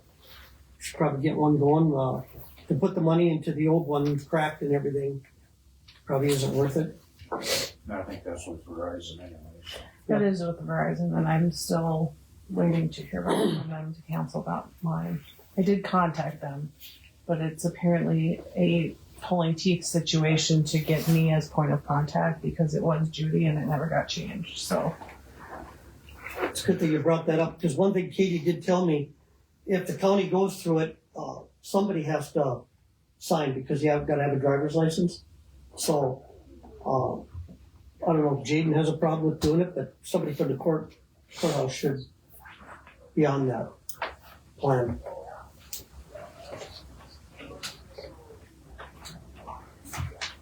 Okay, that's all I think we got for that.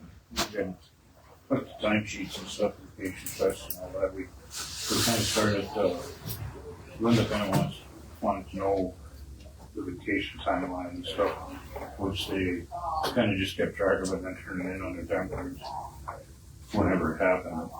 This way we can kind of keep track of it. Just jump on it ahead of time, so when we plan something, we don't plan for 5 people here and we only have 4 or 3 or 2 or whatever, you know, so. Yep. It's gonna help all the way through. I think we're working on a speed letter for that. We'll fill it out, give it to the road superintendent, and he'll pass it on to the auditor.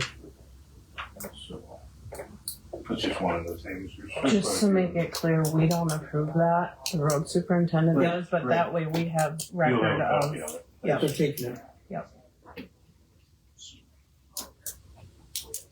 I think that's about, oh, I had one other thing here with, Wyman Sheets called me about some gravel lease that him and Kyle were working on. And he thought it was supposed to have been done and that I was supposed to take it down there and have it signed, but You don't know what's up. I have no idea what or where or how or there's nothing, I mean, there's nothing in that shop that says anything from other than 2004. I mean, I'm sorting through stuff, I got 1994, I got like 4 totes full of Full record. old records. People that I don't even know. So, but anyway, on this stuff with Wyman, what I told him is I was gonna ask you guys about it. We need to, in my mind, we need to put on a sample of that, do some testing on it, and actually send it in to get tested. Not just grab it out of the hand. Right. And he said he had that at $3 is when he was talking about. That seems high, but I guess if we're gonna anymore, it's not. Right, that's right. That would be what that pit west of his yard, I'm Yep, assuming. yep. Where the old pit was there. Yep, right alongside the highway. So, and he said they had it tested, but he didn't know who, when, That's been there a long a time. long time ago or something, you know, so I said we could probably work on that in the spring. You know, have the cold. Yeah, get it done so we can get a option with a lease agreement and get it going. Yeah. Because we're gonna need a lot of gravel. Kind of sound like he's going, ready to sign something and thought he had. Thought he had signed He something. thought, yeah, he kind of thought, yeah. That, one bill that I was a question about for the 30,000 for the hedges, that was strictly for the snow plows, Oh, okay, not for the blades. got it. It's 2 trucks. Daryl, Just the road trucks. he just got some new edges he's gonna try out. They're supposed to last twice as long. Probably 3 times. And, 3 times, what they did when he went down to the Saga Road, they lasted about 5 hours on the hard packed froze road. Ones we have now. And so they're gonna try these new ones and they're gonna cost more, but if they last 3 times longer, we're gonna save a lot on labor just changing them out. They're changing the other ones, swapping, turning them around every day. Yeah, you said you couldn't make the trip twice. Couldn't make, can't do it twice, but flip them every day. So if you take 2 hours on a, per blade, take 2 guys, Because they're heavy. because they're heavy, and these are, Yeah, I you know, know. them are light compared to the ones we got now, but we're not gonna really try them until it warms up a little bit, because of the expense of them, basically, we don't wanna wear them out for nothing. So, How many of the old ones do you have left? Quite a few, or? not really, we've only got about 8 sets left, so we're kinda, the only thing is, we can get a real good deal on a semi load, but they're $1,100 a set otherwise. I know. You gotta do what you gotta do. How many are in a semi one? And that I don't know because of the weight, it's only goes by weight, it's 40, I think they're saying 42,000 pounds. I'm guessing these weigh, 70s or 400 pounds. Yeah. Ain't gonna be a lot of sex. If you go down there, Daryl could show you the lift that they made years ago, how to lift them up so you don't have to do it manually. Kind of like a little sheetrock lift. I just thought I wanted to shoot, I just give it to her. Oh. Bruce is on there. He built it. Well, nothing else, I'd like to add Keith to it, because he's gonna have to work with Daryl as far as, snow removal with the parking lot and sidewalk, so you wanna share your stuff? Yeah, I guess on that insurance thing, I got this here, but I don't know how you wanna go about this. This is what the quote, I had Kevin quoted over me at the bank here, and that was the lowest one. He said the other ones were like, yeah. He said the other ones were like 1,600 and, well, they're way too high, but in that ballpark, anyway. So I don't know. But as far as the snow removal, I guess I just do the sidewalks in front of the buildings and all that here, and then county's doing the parking lot. Is that? Well, as long as that's what you want. Yeah, I mean, I guess I could do the parking lot, but depending how much snow gets in there, you know, if it gets, I have a loader, but I'd have to bring it from the farm And we can to do it. Right, I mean, because otherwise. For a year? Or is that 6 months? I think that's, What's that? We could use Good question. Oh, okay, so. Yeah, I could. is that for a 1 year? Yes, 1 year, that's 1 year. That's 1 year, yes. Yeah, so yeah, I guess if that's the case, if you want me to. I was just saying, if we needed to, we could certify one of the skater. Yeah. Try to be smart too, right? Yeah. You would do that. Yeah, I could do it, I guess. I guess the point of conversation after Patrick suggested that he have liability, what the amount he said he'd do for us, he's gonna lose money if he has to pay this out of his pocket. Yeah, I can pay that. So if we wanna, I don't know, if we wanna pick that up, difference. Yeah. I think that's only fair to Keith because Is they're there gonna any do way a we good can job. put him on our plan somehow? Is a contract? We need to contact the county's insurance provider and see if they would allow that. I'm just. Yeah, we throwing it out have to there. contact them to see, Yeah. because it's kind of a, Yeah, Gray area. a couple of quotes too, but. since he's technically not So you're getting pretty good mileage on contracted Well, they- with us, we just. push on. Yeah, yeah. He does the work and bills us for his time. That's the same thing as I mean, contract. yeah, Like but we over don't there. have like All you a. have to do is like a piece of paper that says these contracts. This is, It's just an idea. Oh, yeah, it's- it's real fun to work with, so.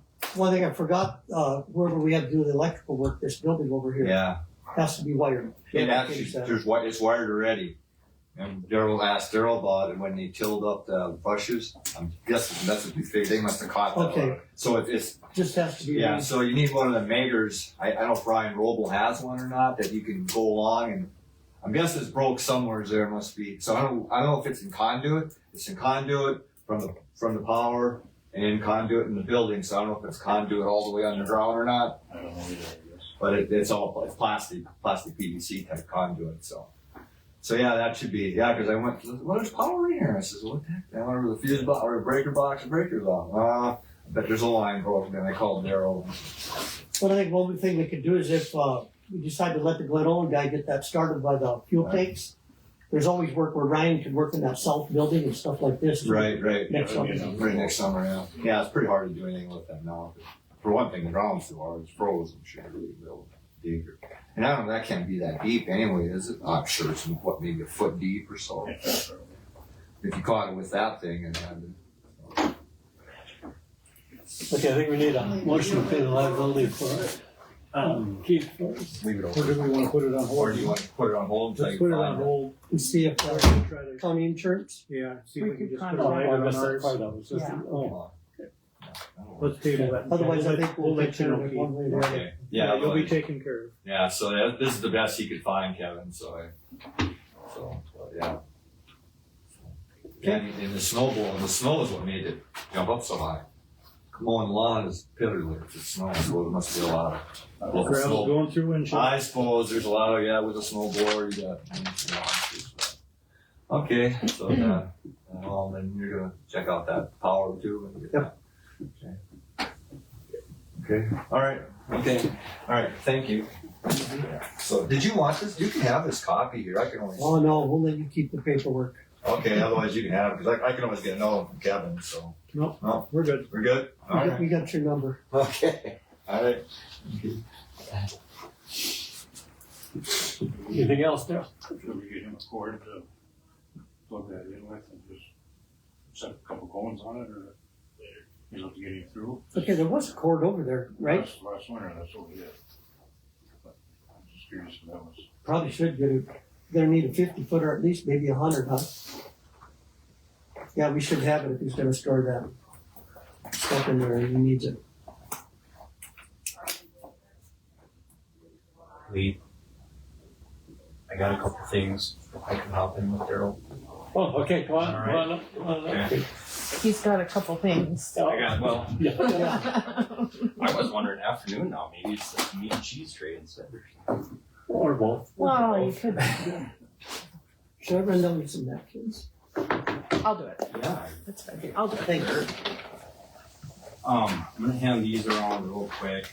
I know I sent this to you, Dave, but I wanted Daryl to take a look too. So, I guess for Commissioner Berger and Commissioner Schmidt, I'll do a quick intro and kind of background to my time here. I'm Jim Jackson with Moore Engineering. I think, Lee, I was trying to figure out, is it 15 years about that we come up here? I think it's just over 15 years. Gotta be real close to that. Yeah. Right out of high school. Yeah. Right? Not quite. And just been helping with the engineering stuff. So I've been working with these guys for quite a while now. But one thing, I guess, well, a couple things. I brought Tom Weigel with me too. Tom's from Moore Engineering. And one thing I've talked to Daryl about, and I introduced Tom to Jaden last week, but I haven't been able to get up here quite as much as I used to. So having Tom on board, he's going to help come on up and do it at times too. But hopefully you'll see both of us get around quite a bit. But anyway, so for this, I don't think Oliver County has a current adopted road standard for off-system roads. If you do, it was from 2010, and basically we took Morgan County standards and just said, yep, that looks good, let's adopt them. This is something that we've been talking about for quite a while, is trying to update these to be more realistic with what you want to see for off-system roads. So your on-system roads would be your federally eligible roads. It'd be called CMC roads or on-system. I don't know if that terminology is familiar with you, but this would be more for your off-system. So the county roads that you guys are maintaining and building potentially. So with new development, we thought it'd be potential new development, we thought it'd be pretty useful to take a look at adopting some standards. On the far right is kind of what we put together for recommendations. I kind of just want you all to take a look at it, and this is your first chance looking at it, so we can revisit it in 1 or 2 meetings from now. This minimum gravel thickness, 6 inches. Yep. Is more than a lot of the other ones. I see we're Yeah, not the same I as kinda- Morton County all the way too. I kind of shot for the moon a little bit. On the far right, Lee, is the recommendation. Yeah. So, you'll see that some of like the pavement section and stuff like that, we did a little beefier pavement section. But I thought there is, if you have developers coming in that are building roads, then the thought would be they have to build them to the standard. Now, if there's a variance that would be required on your guys' end or whatever, then so be it. You can always take a look at that. But this gives them something to at least build off of when they're estimating project costs and coming in and work with you guys. The county standards, of course, if the county themselves are out building the road, then you have a little more leniency, I would say. So, but I wanted to get that in front of all of you, and then we can revisit it in a month or two. Okay, what would you need from us on this thing? just your comments and your thoughts. So He's asking us to update from this Or to this. to this, yeah. So some of it, I don't expect you guys to have a whole lot of, you know, the HL 93, which is the design loading, that's for your structures like box culverts and bridges and stuff. That's just kind of an industry standard. So that, I wouldn't expect many comments there. The storm design frequency, 15 years, pretty standard, industry standard. So that's the sizing for 15 years, just refers to the type of rain event that the storm system can handle, whether it's a bridge or box culvert. Graded roadway depth and graded road bed width and travel way, you all are pretty familiar with that. 24 feet wide it's pretty typical to have 12-foot lanes, so that's a pretty common one. So on and so forth. Ditch section, that's a big one too. A lot of people kind of forget about your ditch section. You want to have a forward one with that 4-foot clearance from the bottom of the ditch to the roadway. That's pretty standard now. That is too. Yep, it is. So all I need for you all, Lee, is just take a look at it. If you want to contact me behind the scenes and say, hey, we want to take a look at adjusting this, or maybe it all looks good, or if you have questions. After you sent it to me, when we talked the other day, I was looking at it, I just think we need to get caught up with what's going on. The one that I would say would be the biggest challenge in certain locations, so when you say design speed, that refers to your vertical and horizontal curves within your roadways. 55-mile-an-hour design speed is going to be difficult to design to in certain locations. But again, that's something that can be massaged on a project basis. Yeah. If you're going through rolling terrain or whatever, that can be a challenging design to make. So it has to do with like the site distances and so anyway, I wanted to get you all that. Any questions on that, like first glance, I guess? I can't think of any reason why not going along with adopting the recommendations. Go ahead. Is that something we'd have to motion on, I suppose? Yep. Then you can send me a copy and I'll post it on the website. Okay, I'll make that motion to adopt the new recommendations by Moore Engineering for roads. I'll second that. Okay, we have a motion and a second. Any further discussion on this? Darrell, that looks pretty good for you? Okay, all in favor? Aye. Approved.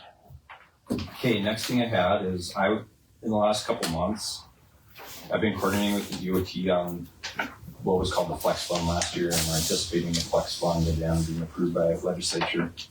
And it set aside money in the millions. I think last year was 78 million or something. I can't remember exactly what it was. Specifically for non-oil producing counties, and it was for infrastructure projects. So we helped the county submit an application for the BNI road for a mill and overlay, and then some full depth repair on that BNI road. We were told it was really competitive. They had over like 400 million in applications, so they had to pare them down. We were told Delaware County specifically was competitive, but I'm setting up a meeting to go visit with the DOT on kind of what we can change within our application to make it more competitive. So I guess I'm curious on a couple things. Number one, do we still want to pursue a potential funding there? And I'll explain what the funding is. And then number two, would any of you want to be part of that conversation with the DOT? So first and foremost, that fund is 100% state funds.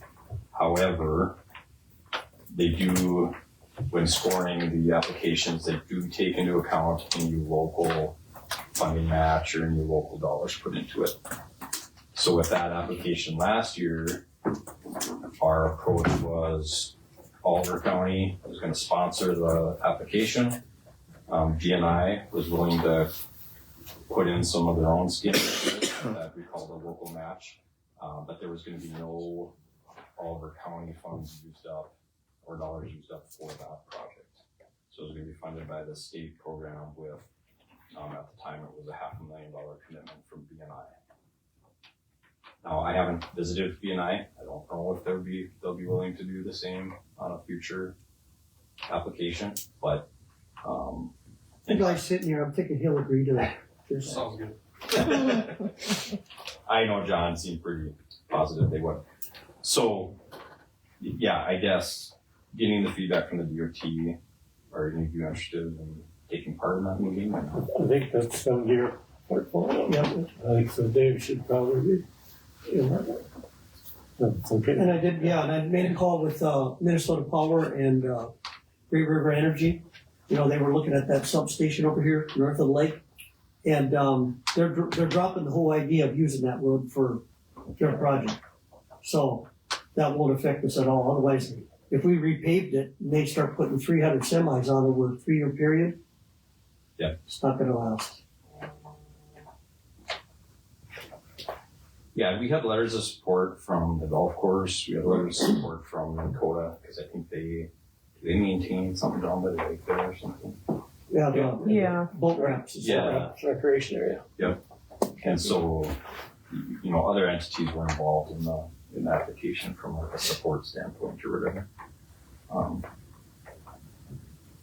But yeah, so should I just coordinate with Dave on that one? Yeah. Okay. Work with it? Yep.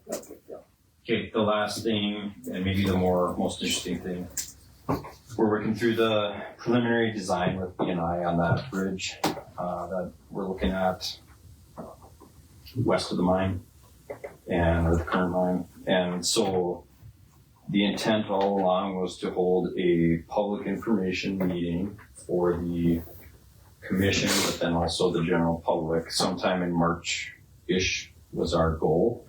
And I think we can still prepare something for March, but I wanted to make sure it was still good timing for all of you, and then kind of ask preference on doing that during a commission meeting versus an evening where more public can attend, kind of what the desired format of that is. We would be up here presenting. You guys, I'm gonna be gone the entire month of March. Okay. Well, I guess my view is we'd have a meeting at night so more of the public could come. Because we're going to have all these guys hauling grain from the New Salem area are using that road. And like Jim and I talked, it's going to be probably an 8-month time of a detour. So that's going to affect a lot of semis hauling grain and cattle and hay. So I want to make sure they all get invited or, you know, that we reach out to them. Okay, so evening in March will work. Evening in March or April?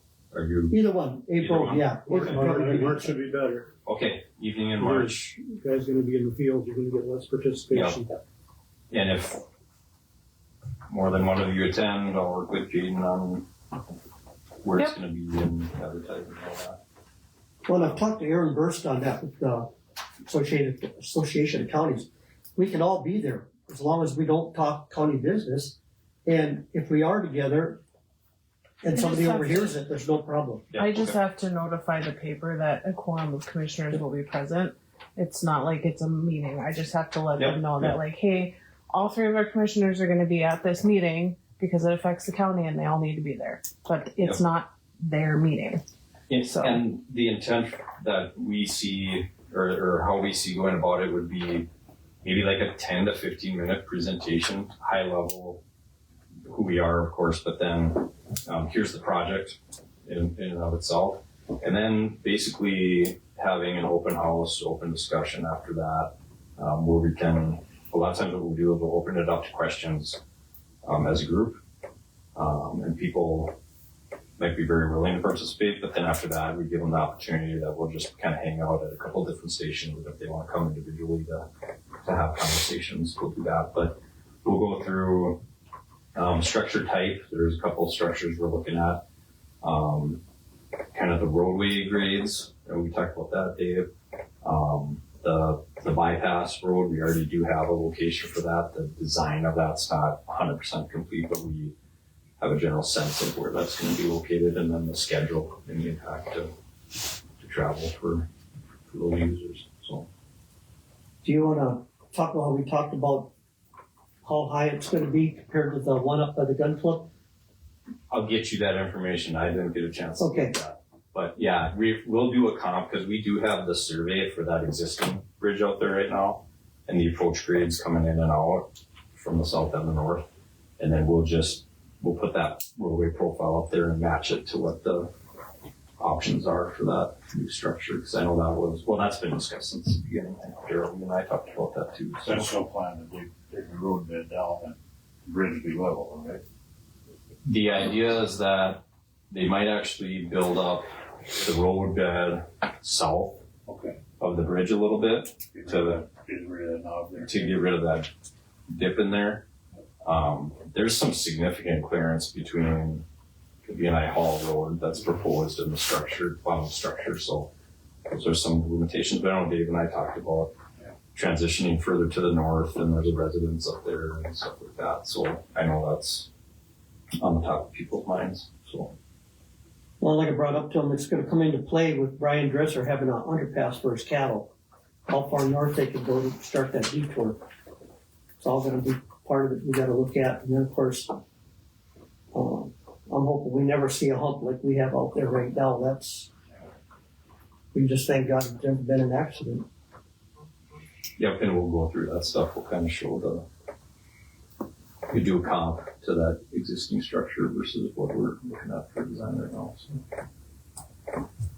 And I've talked to John's been the biggest point of contact so far for John and Kate, and they're planning to attend as well too. So it'll be us and BNI representatives. So I'll narrow down a date with them and kind of work with you, Jane, I suppose.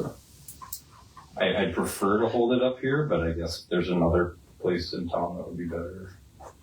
We can make here work. It's not that hard. And if we have that big screen, hopefully if it works out, we can put it up on the wall so everybody can see it. Yeah. I think Lane's working on that buying one for us. To get it on the wall, so. That'd be good. Okay, I think that's everything. Thank you guys for your time. Thanks for the votes. I'm sure we'll see you in the future. Oh, he looks pretty good. Thanks, Jim. Yep. Thank you guys. Can we take like a 2-minute recess? Use the restroom? Okay. 2-minute recess. Okay.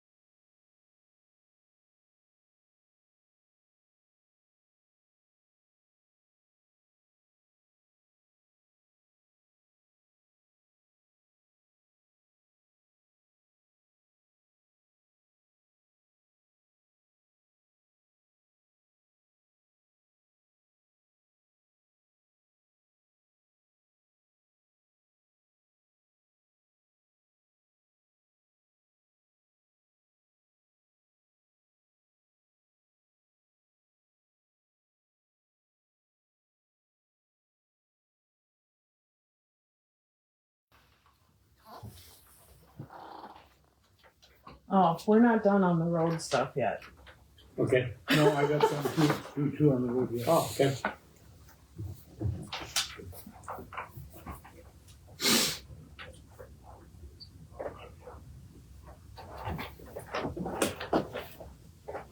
I'm waiting for Daryl for that.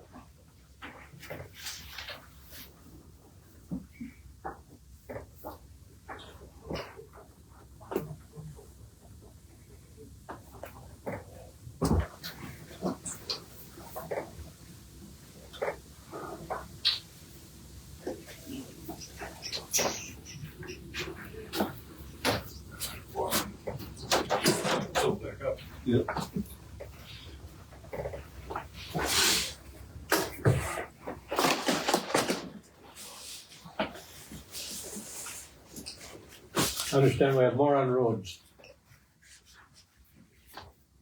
You can go first. You go first.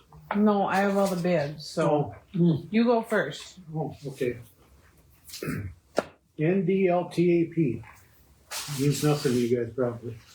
It's with the state of North Dakota. They come out and do training for the road crews. And they do it with the commissioners too. Is that something we're interested in? Later in the summer, maybe, yes. Okay. It's at LTAP, right? Yeah. Yeah. She said she'd come out in the winter and explain it to the commissioners and then, you're probably right, do the classroom training and the on-hand stuff in the summer. Okay, she'll be here all set with her. We were just talking about that at lunchtime there about, some of the guys are taking a course online right now. Okay.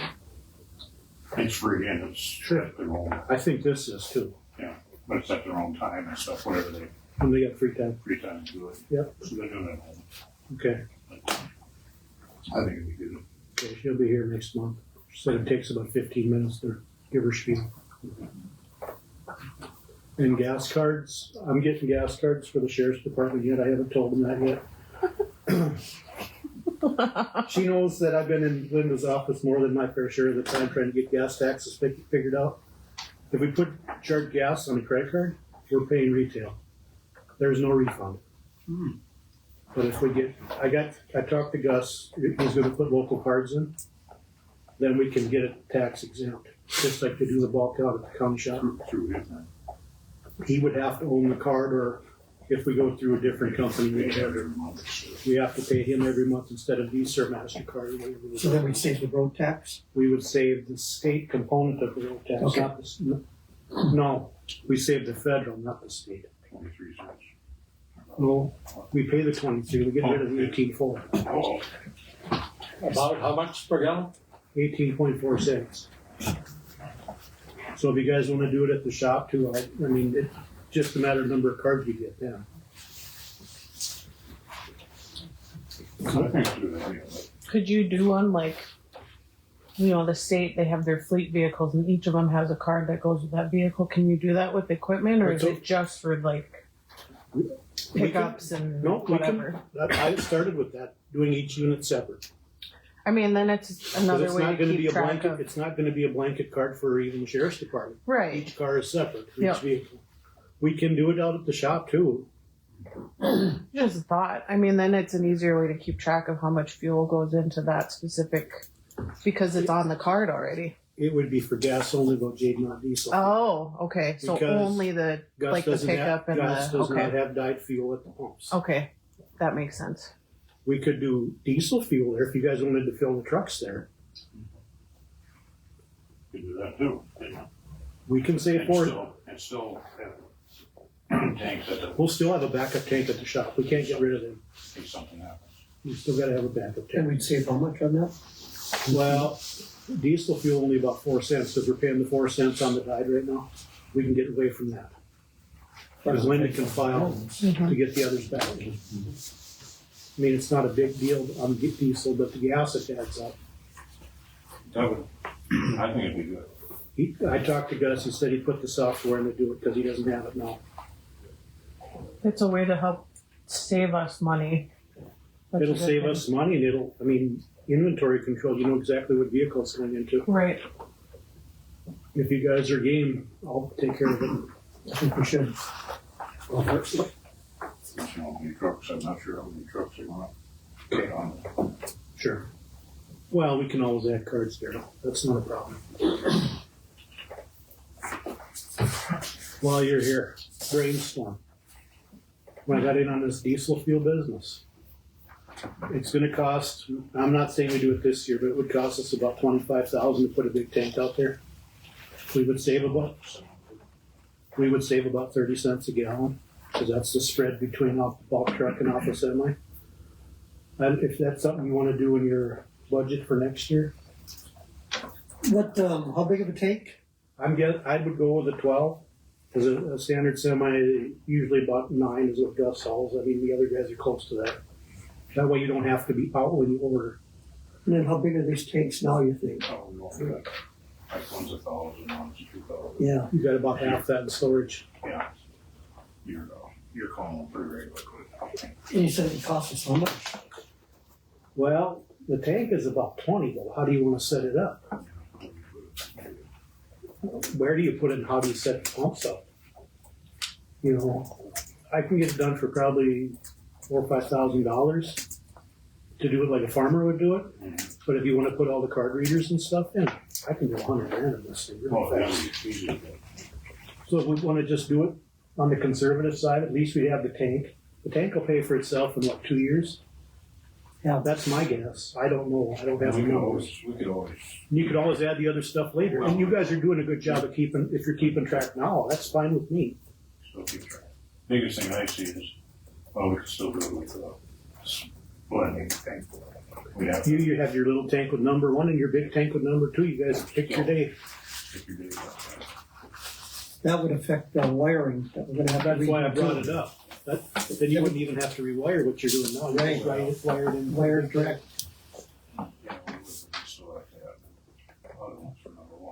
You'd have to have at least one for dyed fuel and at least one for gas.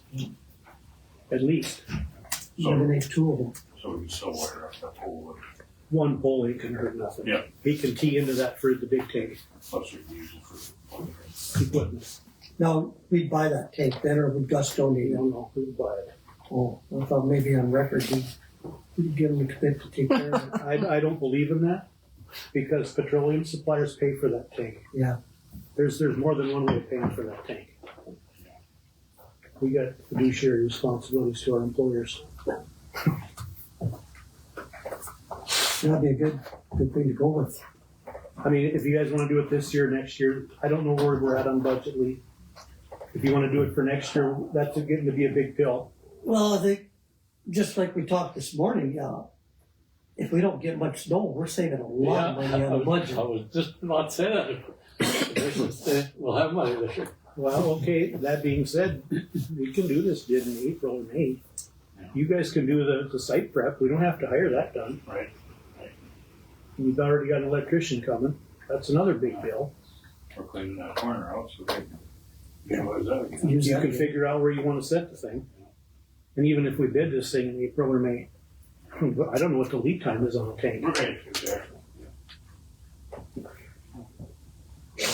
Yeah, something I think we definitely need Doesn't to hurt look to at. get bids, and then you can look at. We need to find out distances and things from the road. And You got to call city planning and zoning. You got to call fire department. They both have to sign off before you can do it in town. You got contacts. Get connections. If you got, I'll leave. I think we should each of move the forward phone with numbers. this now. You can do it yourself, either way. Okay, I'll bring you bids next month. Because if we get a lot of snow, we've got Key VTech to shovel it. Yeah. Out on the county roads. Yeah. We've got a guy in the county that lives in the county that sells these, so I'll make sure he gets a chance at it. Lives in the old Hollegger place. He owns houses in Mandel. That's right. Yeah, Wilkins. Yep. I don't know, do we need a motion or just you're gonna? I'll get the through it? bids and then you guys can we'll decide.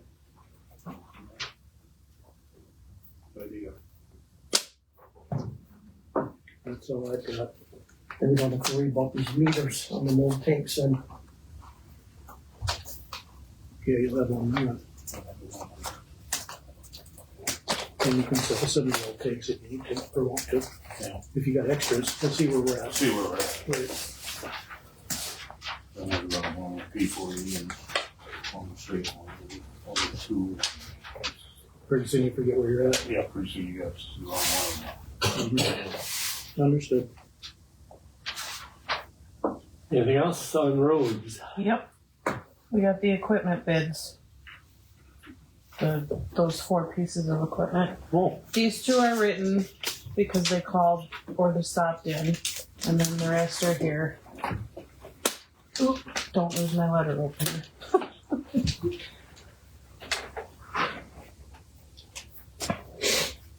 Who's opening?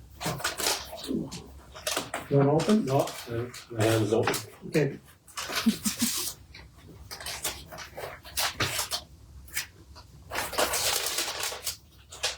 These are the 4 pieces of equipment: the Tahoe, the Dodge pickup, the trailer, and the plow truck.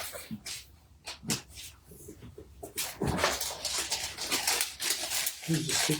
Go ahead. This one for both? No, the second one that he was on, that was Daryl. Sorry, it was my scribbles, my Gotcha. my quick little. Here's the number. Write it down for me. Okay, I'll just read this off and then I'll give it down to record it. That's the bid from Ray Schmidt for Volvo truck. V-blade, $909. 2014 Dodge 4-door fifth wheel, $81.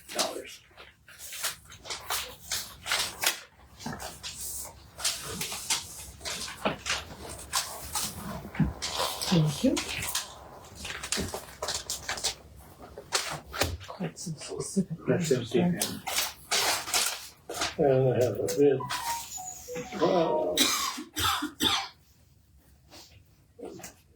Gary kind of would like to put a bid for $7,707 for the Dodge Ram 3/4 ton pickup. Bid from Gary. Thank you. Bid from Dean Winhorst for the 209 Tahoe. We have a bid of $1,157.86 for the 09 Tahoe.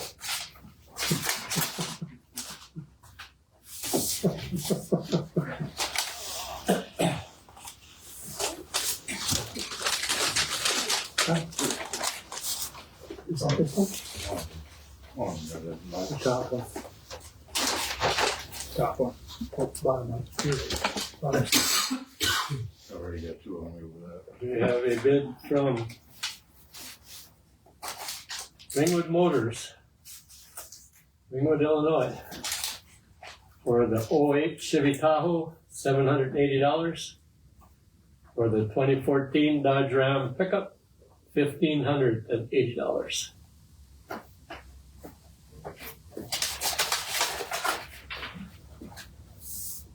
Here's one, and here's one. Is it a different one?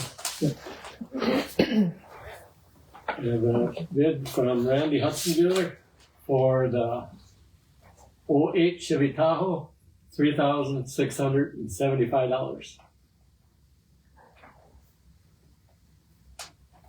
We have a bid for Troy Hudson Dealer, $1,500 for the trailer, $800 for the plow truck, $6,000 for the Dodge pickup.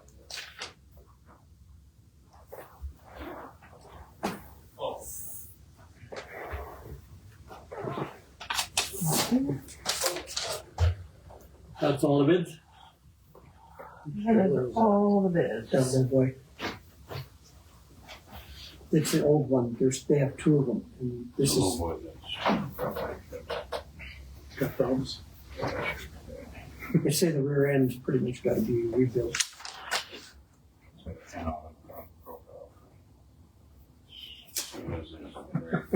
That is. That kind of explains a lot. we moved it over there with the loader, so. I want to ask you more questions.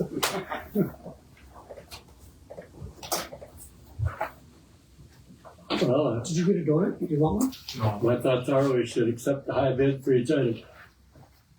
You got a list of those, Gene? I'm working on it. How many miles are in that pickup? Do you know, Daryl? 82,000.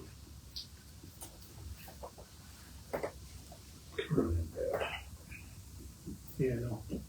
Just put 4,000 in mine, same year. They did some work on it. And my brother kept ordering the right figure out.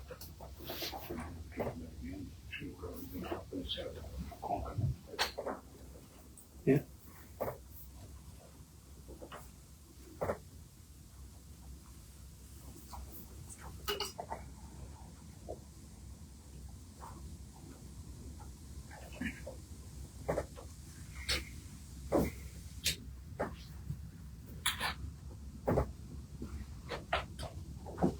Okay. So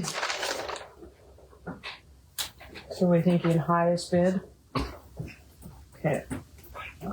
Ray Schmidt was the highest bid for the Dodge pickup at $8,181.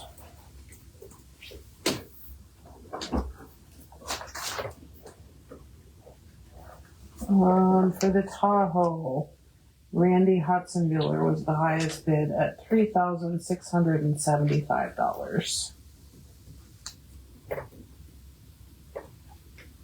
Okay, for the truck, the plow truck, Ray Schmidt was the highest bidder at $909.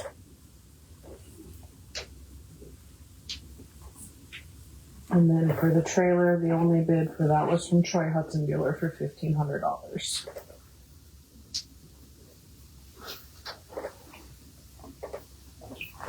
Okay, can I hear a motion to accept the high bids for each item? So moved. A second. Yep, motion and second. Any further discussion on this? Hearing none, all in favor? Aye.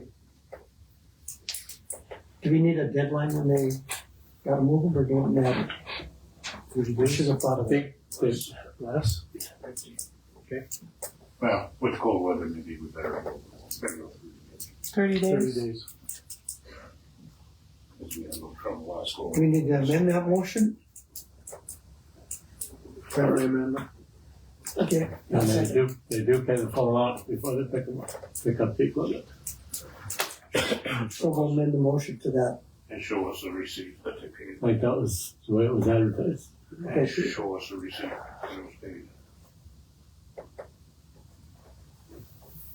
Yep.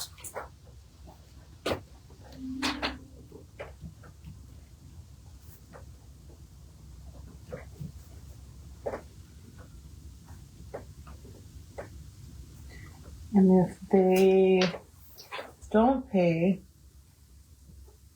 within 30 days, or come and get it within 30 I days, think if do we if the redo the bidder bidding? just won't take it, we give it to the next high The bidder. next Does that highest? sound?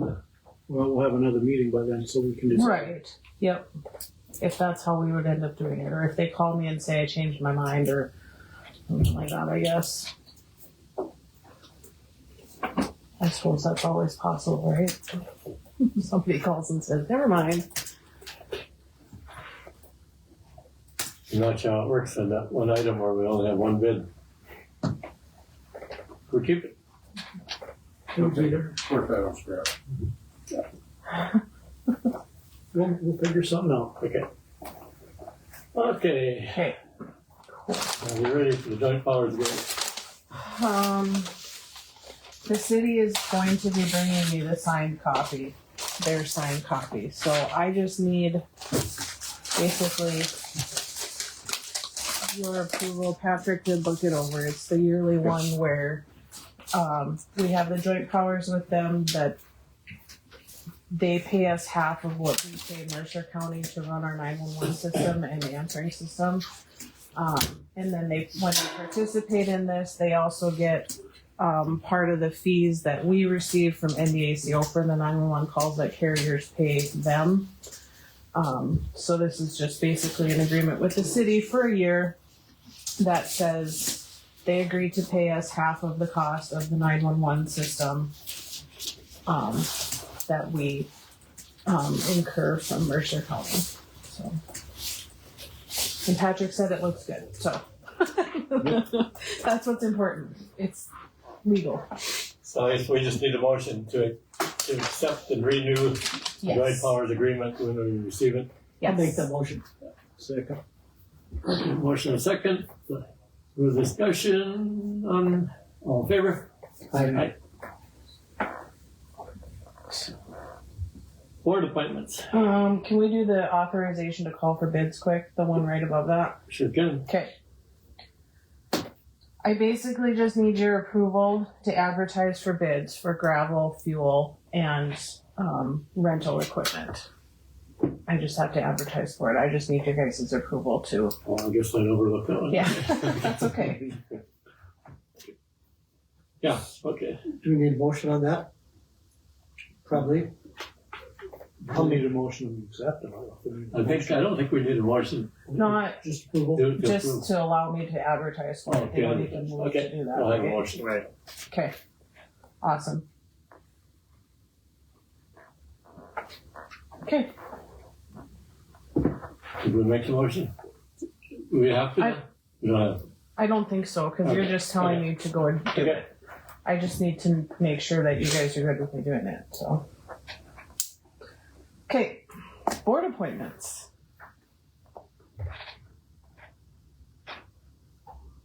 Which one do you want to do first? The Park Board. Okay, we don't have any applicants.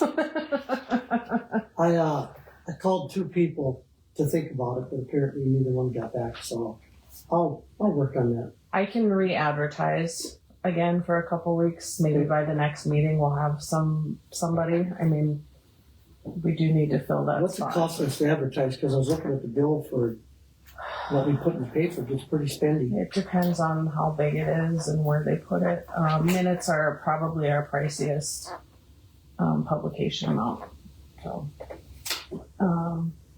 I'd have to look for sure what it cost us the last time specifically for that, but we do need to advertise for it. I mean, I can post it on our website and Facebook again. Yeah, probably you advertise guys tell me and then put it what on you the want. Facebook one. Okay, for the Weed Board. How many openings do we have?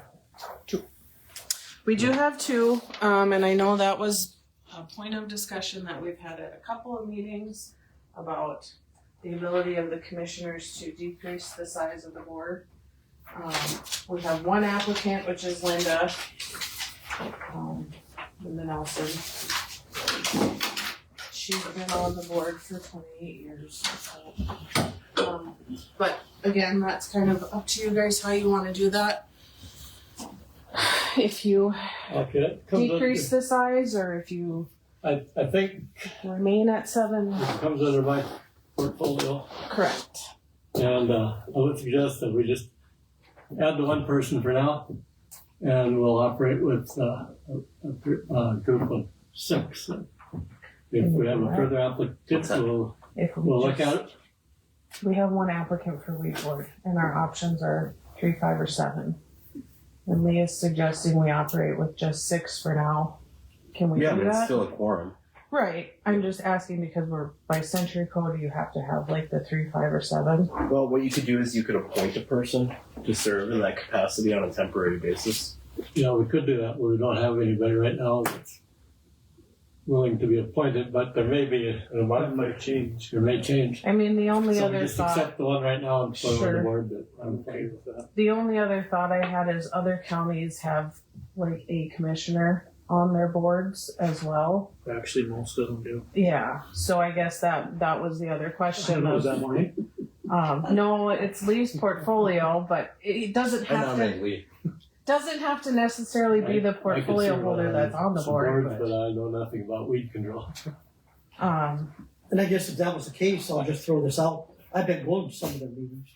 I'd have no problem going. They only have, 2 or 3 a year. Yeah, depending on what's happening. We do have a volunteer then that didn't apply, so I would accept the volunteer, so I would move that we reappoint Linda to the board Okay. and appoint Commissioner David Berger to the board. I need a second for that. I'll second that. Oh, thank you.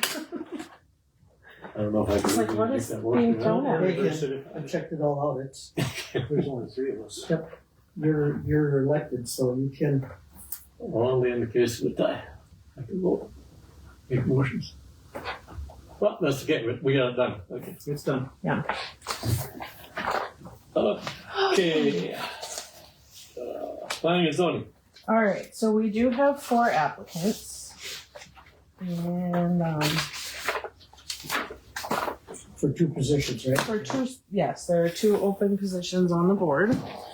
I kind of did what Alice did and I put them in, I had her look at these and she kind of put them in order and so I put them in order of, you know. Okay, so here's the first one.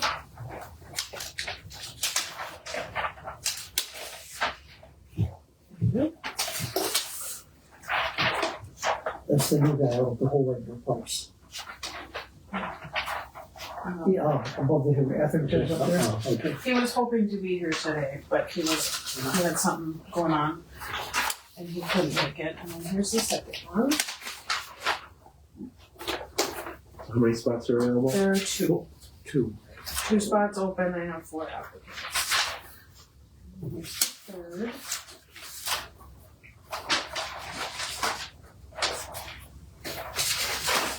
There we go. And then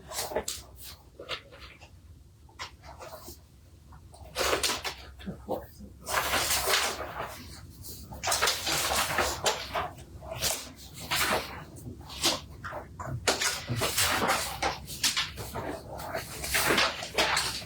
In my personal opinion, and having to work with planning and zoning, those first 2 that I gave you are really, really good.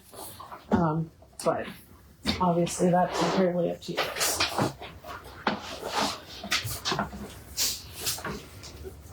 Okay, I understand that,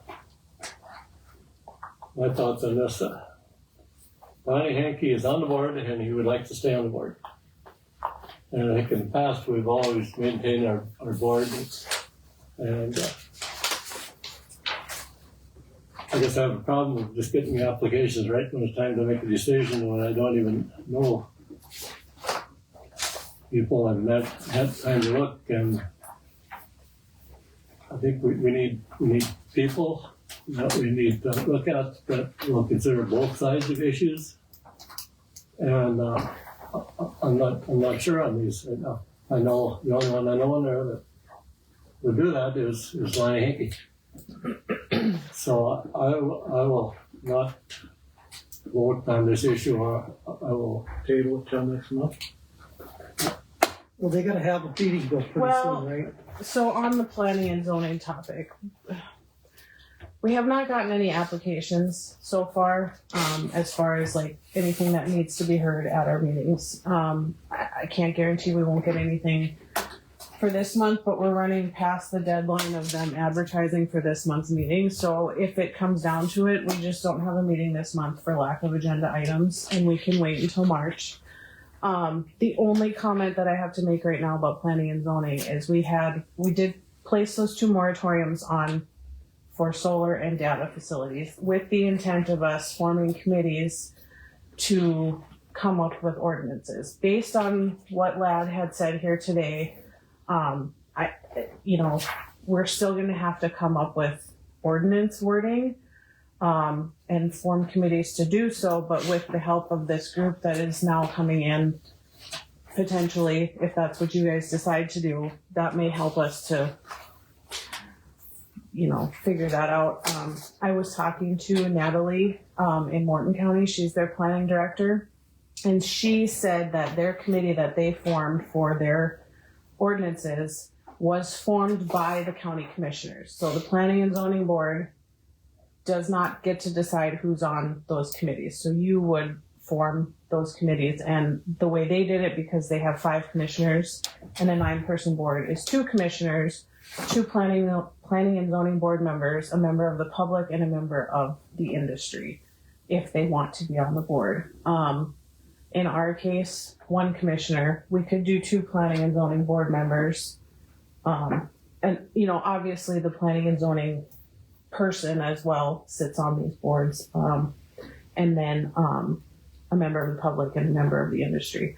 That's what she recommended, because there's a lot less, you know, if you want to call it bias or however you put it, but like the commissioners are the ones that ultimately make these decisions anyways. I don't see why they shouldn't be making the decision on who is also on these committees. You're talking specifically about a committee to draft the To draft the ordinances. As long as prior to anything gets voted on, I have a chance to review the ordinance. Right, which is we don't want to run into issues that we did last year.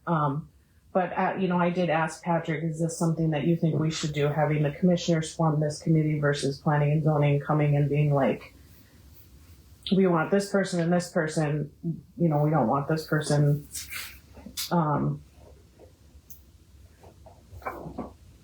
For me, that would make a lot more sense, is to have you guys pick those people. And since we may not decide today on who is going to be on the planning and zoning board, that gives you guys some time to think about that as well. And then I can go back Dave, you have the to the board, so. portfolio for the planning and zoning, but, No, I think Rob does. oh, I don't know. I guess. Some guy wrote it down what committee we were on. I got the list here. I was gonna say, it's in the minutes that we just approved. Oh, yeah, it Okay. is. I did see that. Oh, just kidding, Dave does have planning and zoning. Yeah, right. That's right.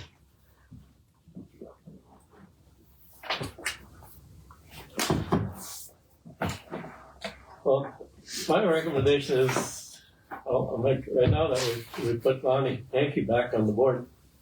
I think he's been on there and he's served there for years and he's been a good member.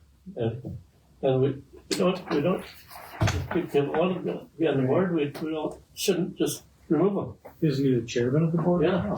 Well, so the way it works is we reorganize every year, just like the commission does. So he was chair last year, because we had all that issue where we had a member resign and all the things. So because his term ended, it'd be similar to how an election would work. I mean, every 4 years as a commissioner or as an auditor or a state's attorney, you have to reapply to remain as your elected position. We just put Linda back on there for the 28th year in a row. Well, she did apply. I mean, I guess if she hadn't applied, we wouldn't have put her back on there. So, this is just my, I mean. I have no problems working with Bonnie. Okay, and I guess looking at it, I'd definitely like to see this map moved into the community, that he gets involved, but at this time, none of us know him, so we should get to know him before we put him on, but, I guess I know him because I live in the Oh, yeah, city, but I don't know him well. I do know him though. I've talked to him a few times. I mean, I've He's talked very to professional. all of them. I think he would do very. He's very, from what I understand, from what I've talked to him about planning and zoning and other things. He is very unbiased. If that's what you're looking for, it's not like he's going to be like gung ho one way or the other. maybe It's been a few years, I maybe think. 2 years. His kids coming to school here. Oh, okay. He owns a business in Mandan too, right? He's one that somebody talked about earlier that Yeah. he has that, you talked about that. He's got the petroleum business man down. I think he would. I mean, based on just his application alone, I think he would do a really, really nice job on the board. He's not hard to talk to as a neighbor, I know that. Okay, because I go, but you guys know a little about him then, because I don't know as well. Yeah, I've never talked to him. I guess like I say, it's kind of nice that somebody outside wants to get involved too, but We have It is. applicants. Having some fresh perspectives on these boards would be really Sometimes beneficial it's for better. us, I think, versus the same people. Experience is good, but sometimes it's good to get that fresh face of, well, why are we doing it this way? Why, maybe we should do it this way, or they have maybe experience in one type of industry versus another and can bring us a different Yeah, mindset. he runs a business. I mean, he's a successful one from what I know. Well, and as I look at the four, eventually, I'm not planning on running a second term, but eventually we're going to have people that we need to have experience with the county too. Whether any of us get back on. Well, and Matt has expressed long-term interest in being the commissioner. Not today, but he said that's his long-term goal.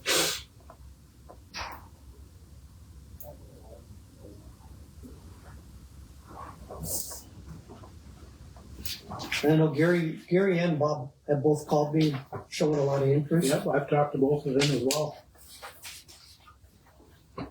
And Gary's another young guy that's gonna stick around. Yeah, he's not going anywhere. His wife is with Soil Conservation or whatever she's involved with Yeah. on that board. Right. Yep, NRCS or whatever. Yep.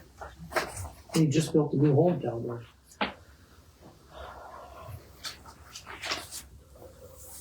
And we got 3 good quality candidates.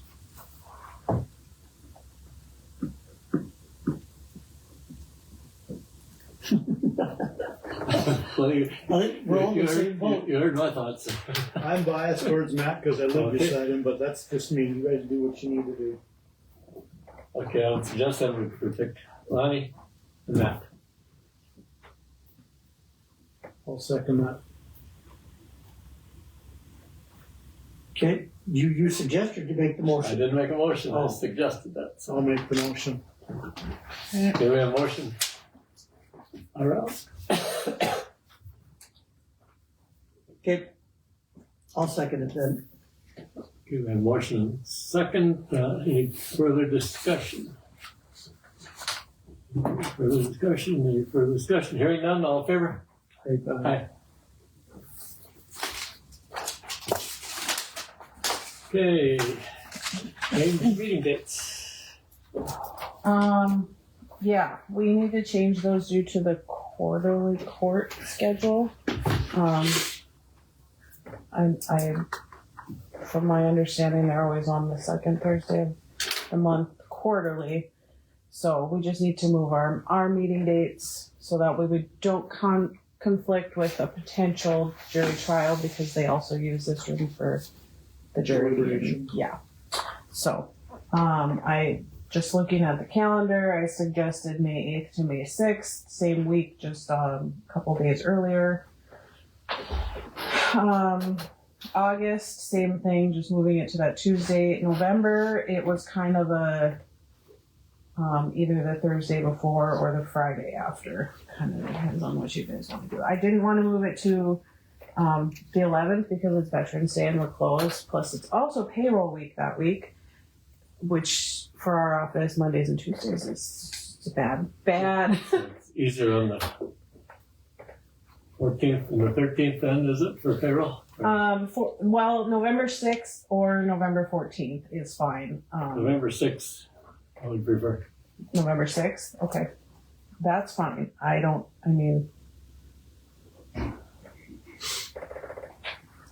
And then the other two I'm not sure dates are Park City fine. days, yeah.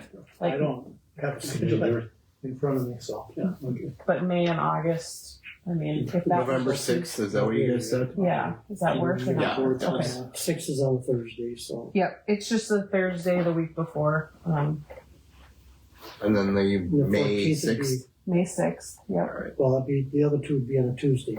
Yes. Unless you want me to move them to a different, No, we can move them. for now, that's fine. That's fine. Well, that brings up a question then, do we want to stay at 1 o'clock? Or what are you guys thinking? I Yes, it works for personally me. prefer coming in at 1 o'clock because it gives me the morning to mentally prepare for the meeting and make sure I have everything versus coming in at 7:30 to make sure I have everything ready by 8 o'clock. Which, I mean, I will do whatever works for you guys, but I really like 1 o'clock. I guess I don't mind it. One thing, you know, we're changing so many dates. It'd be kind of nice if everybody knew it was always going to be at 1 o'clock. But what do you think? Leave it at 1, yeah. So all of them moving forward will be at 1? All year. I'm good with that. I think that'd be great. As far as November 6th, I'm good with.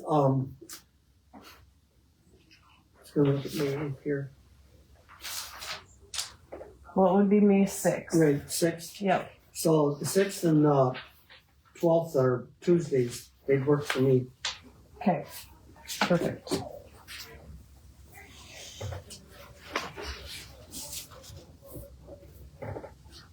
Okay, we're gonna discuss purchase of items.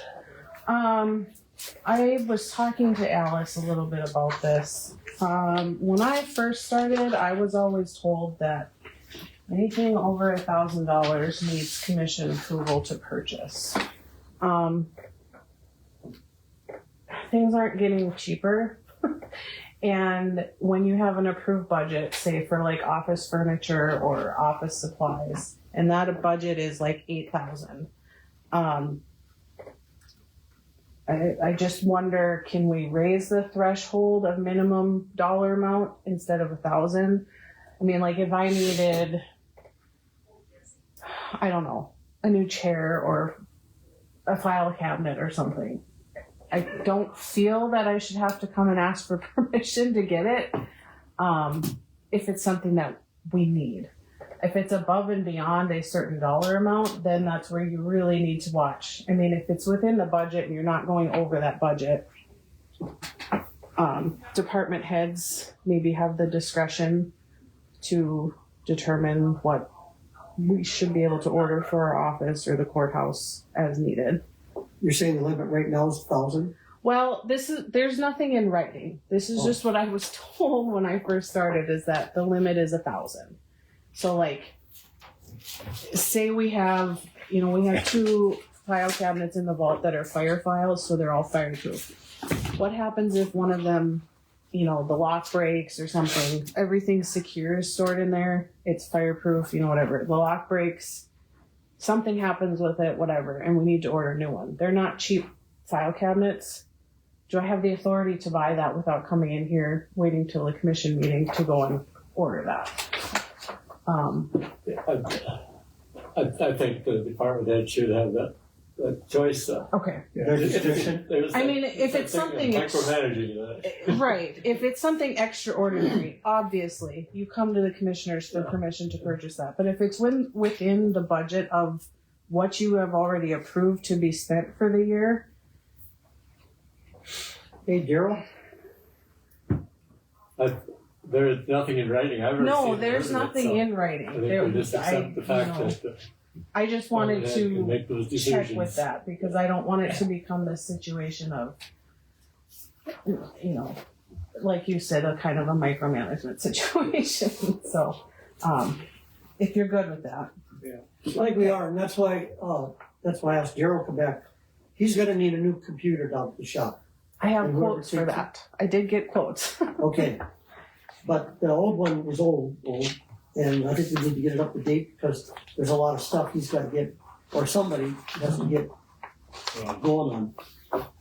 And so, yeah, if you want to work with Jaden, then I think we need to get that updated. Well, I have quotes for a printer, not a computer, but I can get a quote for, yes. I can work with our IT guy, and then that way it's under his whatever. So if something happens with it, he can remote in and see if he can help you, or come up here and check it out. He's really great to work with. So, yeah. Thanks. Okay. Discussion on Senate Bill 2208. So I've been following it, and I think Rob's been following it. I'm guessing you do. That's Thursday at 2:30 at the Peace Garden Room. Mm-hmm. And in fact, 2322 is on right now going on. And them are all bills, so I've been down to Capitol trying to follow them. I'll be down there Thursday, we can all go, when I was down last week Thursday, I got to meet 4 different county commissioners from other counties. And of course, Lad'll be at this one. Peace Garden Room's only gonna hold 30 people maybe. Yeah. So, when I talked to Keith Bain, they're looking at probably finding a bigger room that'll hold a bunch, cause I'm thinking every county and city Yes. would have an interest. So, just kind of a info thing that it's gonna affect every county. And It's a big deal. I mean, I've been following it, and I'm on the legislative committee for Auditors and Treasurers Association. They haven't talked specifically about this one, but we've been following a lot of the ones that would affect like what the county can and cannot do. And this one is basically like saying, if you do this, we're going to take away your money. And I find that just wrong. But, you know. Well, I think we're fortunate though that we have some really good elected officials on the state level that's going to look out for us as far as the county. Yep.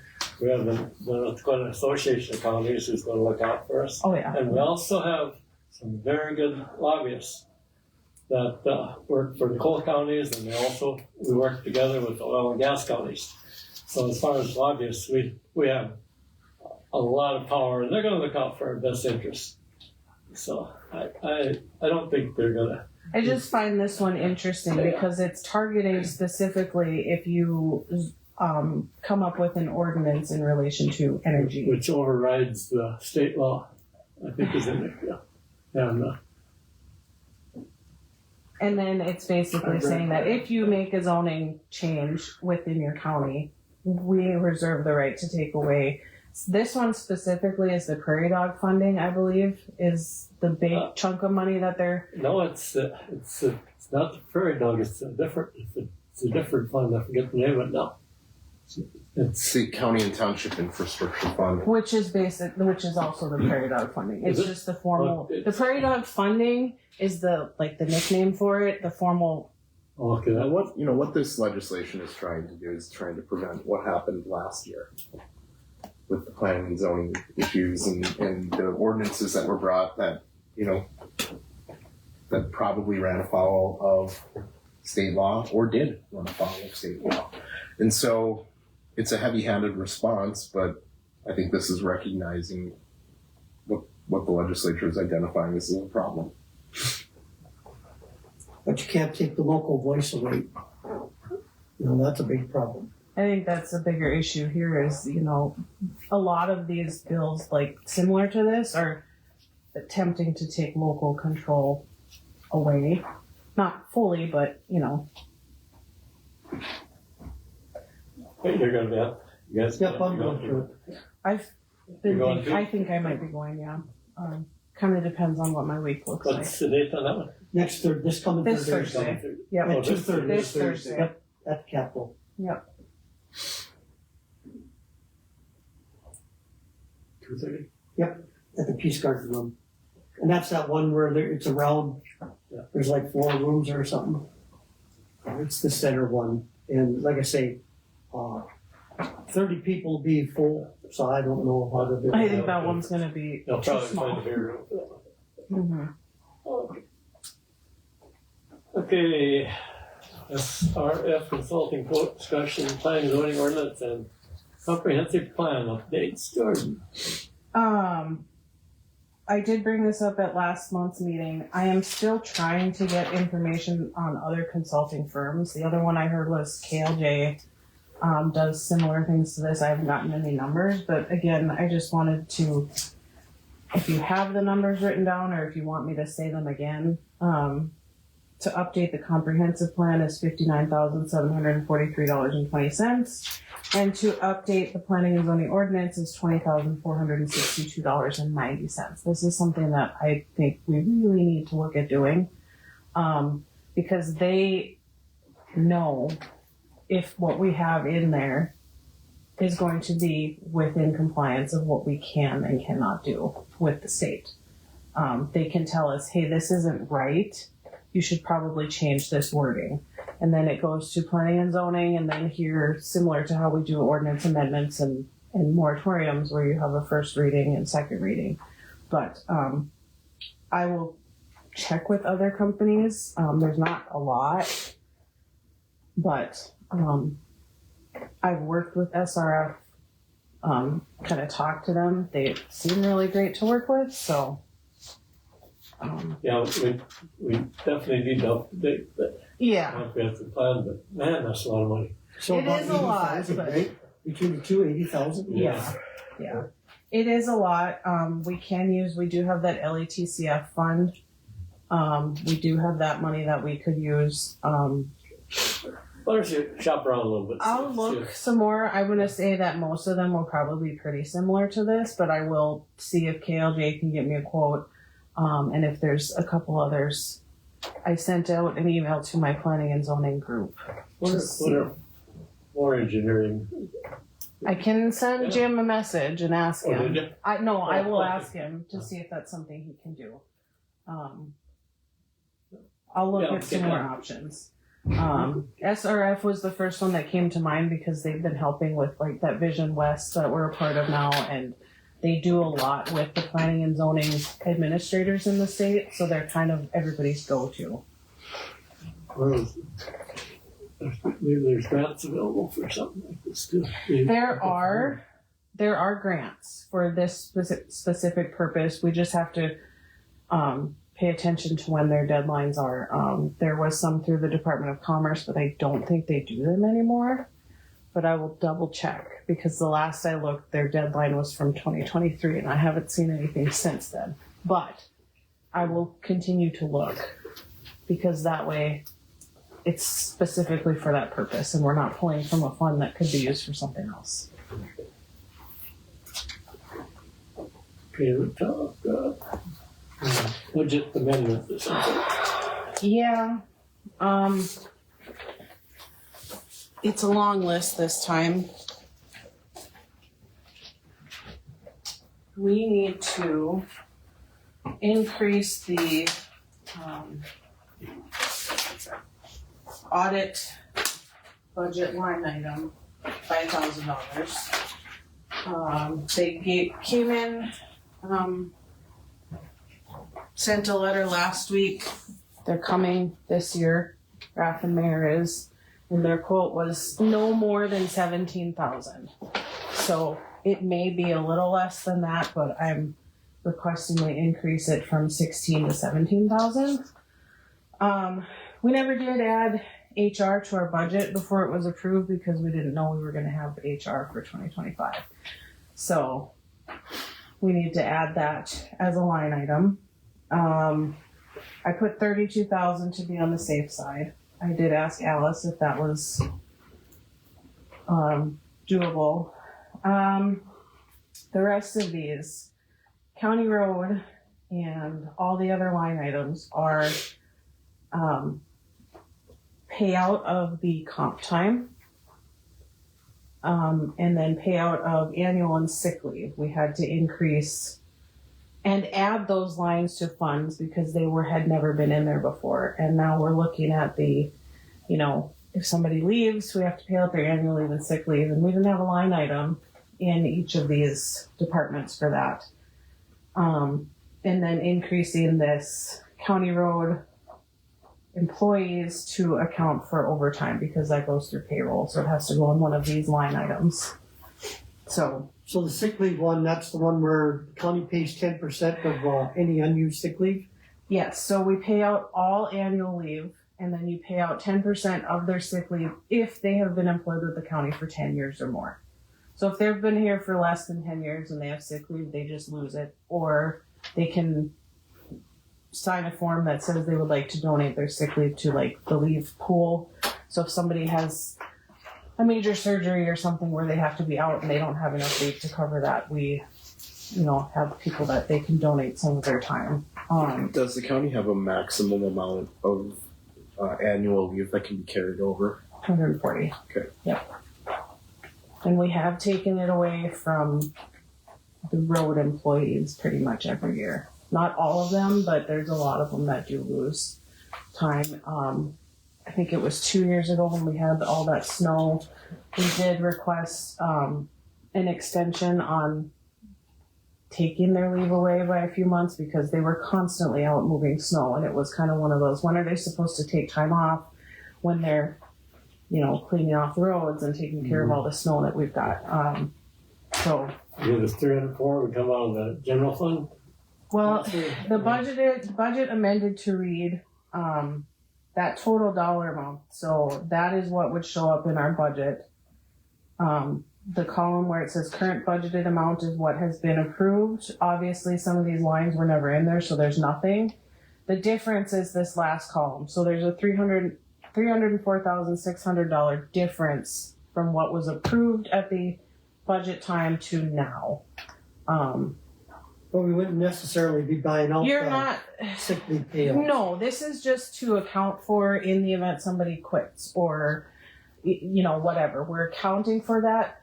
There's nothing saying we're actually going to spend this total amount. This is just to make sure that we have a budget in there and it's not a negative number at year end. And then we can account for that. Like, this is what we budgeted for. We only spent this. Or, you know, we have to account for 2026 maybe increasing this amount.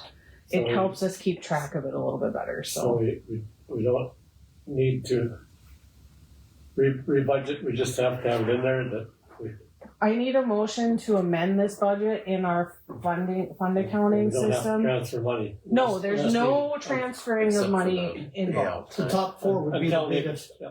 right? Except for the comp time, right? That would be accounted for in this. Yep. That's this.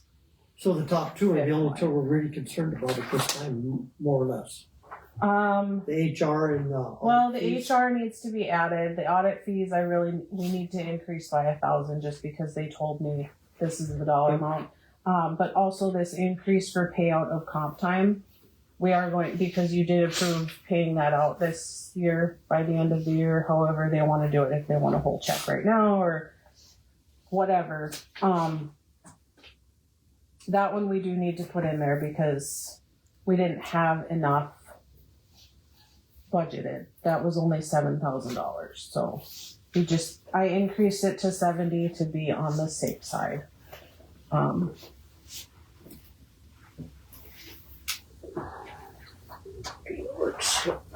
So if you're good with those numbers, I just need a motion It's so less that than I can. 100,000, so. Okay, we need a motion to approve the budget amendment. I'll make motion. Second. Okay, further discussion? Hearing none, all in favor? Aye. Thank you.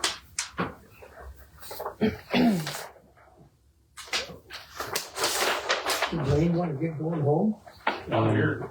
You're staying, huh? You're to the end. We gotta get him on the list before supper time. Oh, I have nothing. I'm just here for.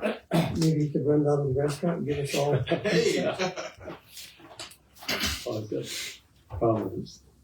You just worked with a guy who called it, portfolios, and every time I mention that, then I say it right.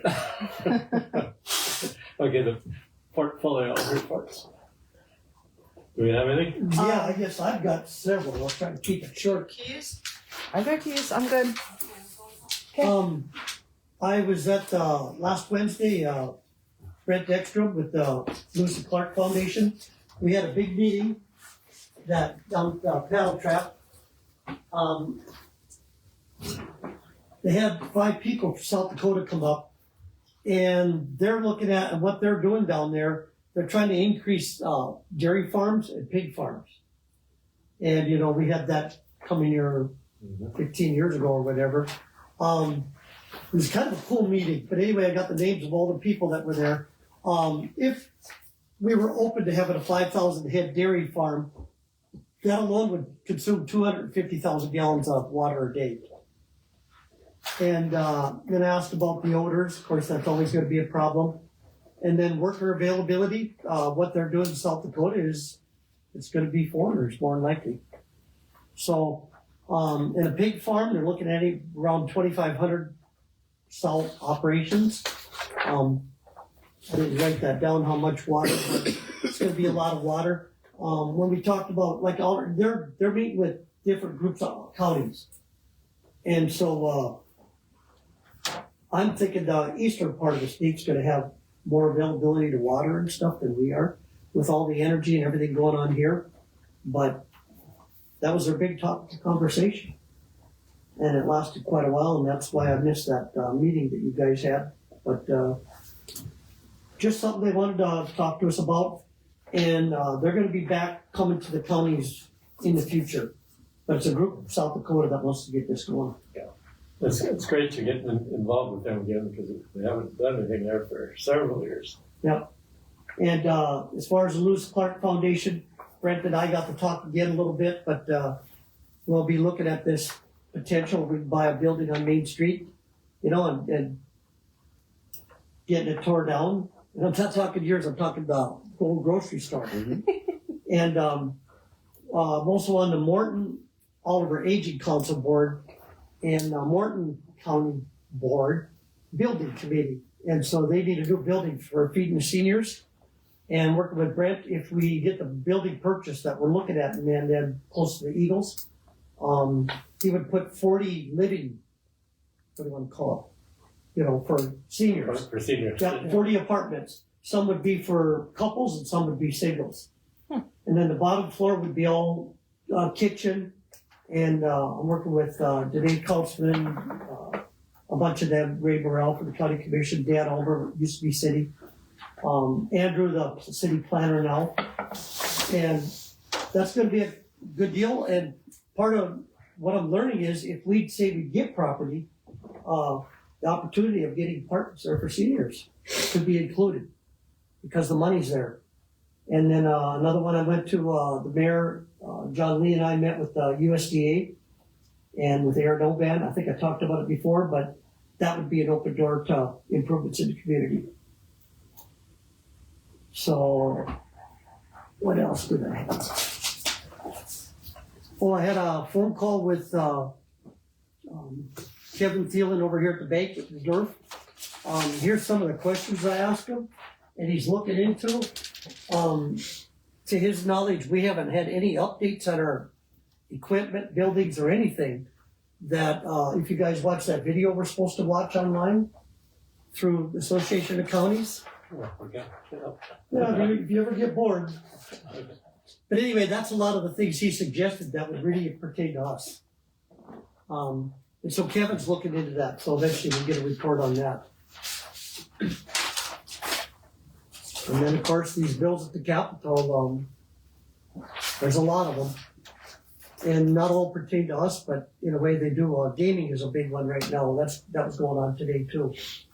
What's going to affect gaming? You know, some want to open it up, and of course the tribes want to minimize it. So, yeah.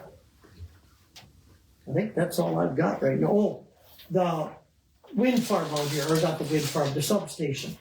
So, I talked to Victor with the PSC as far as this deal that's in the paper.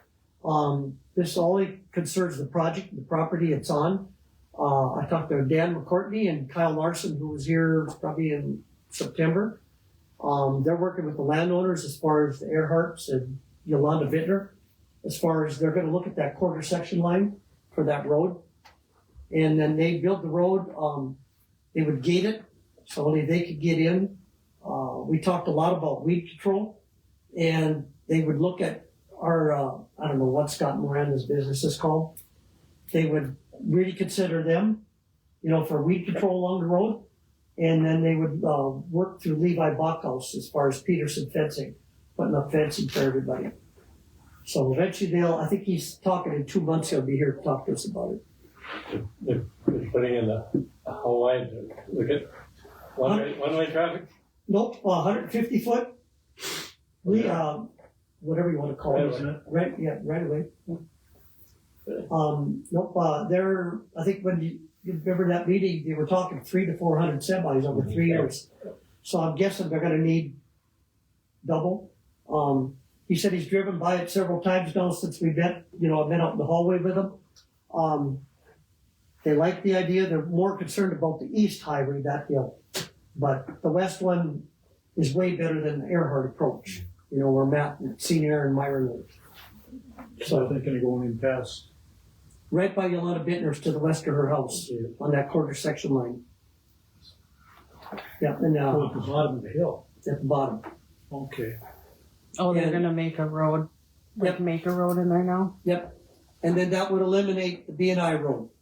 Cause, 300 to 400 semis, and when I talked to whoever with the PSC, that they would just wreck that paved road. Well, not to mention the road that goes east then by the Yeah. golf course and our farm. That's not built for. You'd never get over that little. That's not built for traffic at all. What the guys at PSC told me was, the biggest problem was because there's a creek there. We can't get over the creek. Well, you'd get the state right of ways and everything permits to even do it. Mhm. It would take a pretty major bridge and the cost would be, Prohibitive. so right now they're working with the landowners and he's been great about, There's no creek to cross for there no. going down. It's a big, yeah. So that would be a private road then, basically. Yep, be private road, they gate it. I asked them how far in, cause I'm guessing they wouldn't do it right at the highway.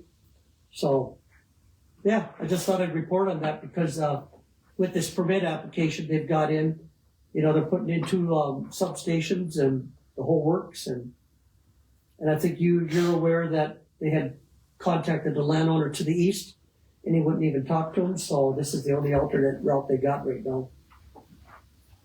But it would be a 3-year project for sure. What are they gonna do with the road when it's done? That will stay because what Myron and I talked about last night, they would have to go and check that switch yard once a week at least. But like at Big Dakota, we check ours every night. And so that road's gonna be there permanently. But it's a quarter line, it's not a half or, section line, so Who's the south of half mile? south of half mile, well, that'd be like Jeff Earhart's. Jeff's on the other Yep, side. and then south of them would be Vogley's. And I think they've got the deal worked out with the Vogley family. I don't know. Depending on how you pronounce it. Yeah, I think that's all worked out. Last item. Or do you have something? Nope. Oh, okay, electro watchman update. They will be coming on the 18th to install the access locks on the front and back doors. So they were gonna come on the 17th and I said, we're closed. And I really don't wanna come in and let you in because that's my day off, so. On February 18th. February 18th, so next Tuesday.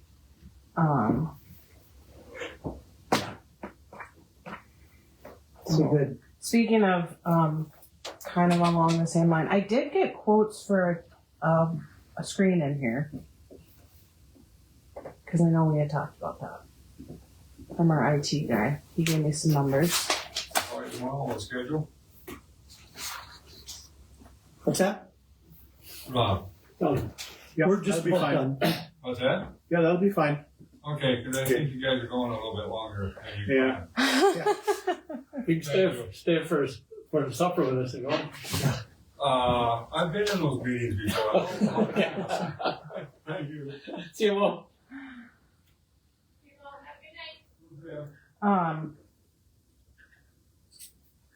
Do you want some numbers? I can Yeah. come at you. Okay, so for a 55 inch, which I think might be a little too small for what we're kind of hoping for, it's $595. 65 inch is $693, and a 75 inch is $1295. In my personal opinion, a 75 inch would probably be really good, especially when we're talking like maps from BNI and whatever. I think that would be good, unless you think we should go bigger. 75 would be a nice size right here. It would be a very nice size. I mean, the other option, I think they make 85 inch TVs too, but it's all it is a Samsung 4K TV. So good quality, big screen. We can zoom in if we need to. You just bring your laptop in and hook it up. No problem. I just need to know if that's something you guys. The other thing is the power if we move the table here, there's plenty of power over there. Oh, there's power. I think there's an outlet along that wall behind those chairs too, but wherever you would want to put it, this would probably be a good wall for it.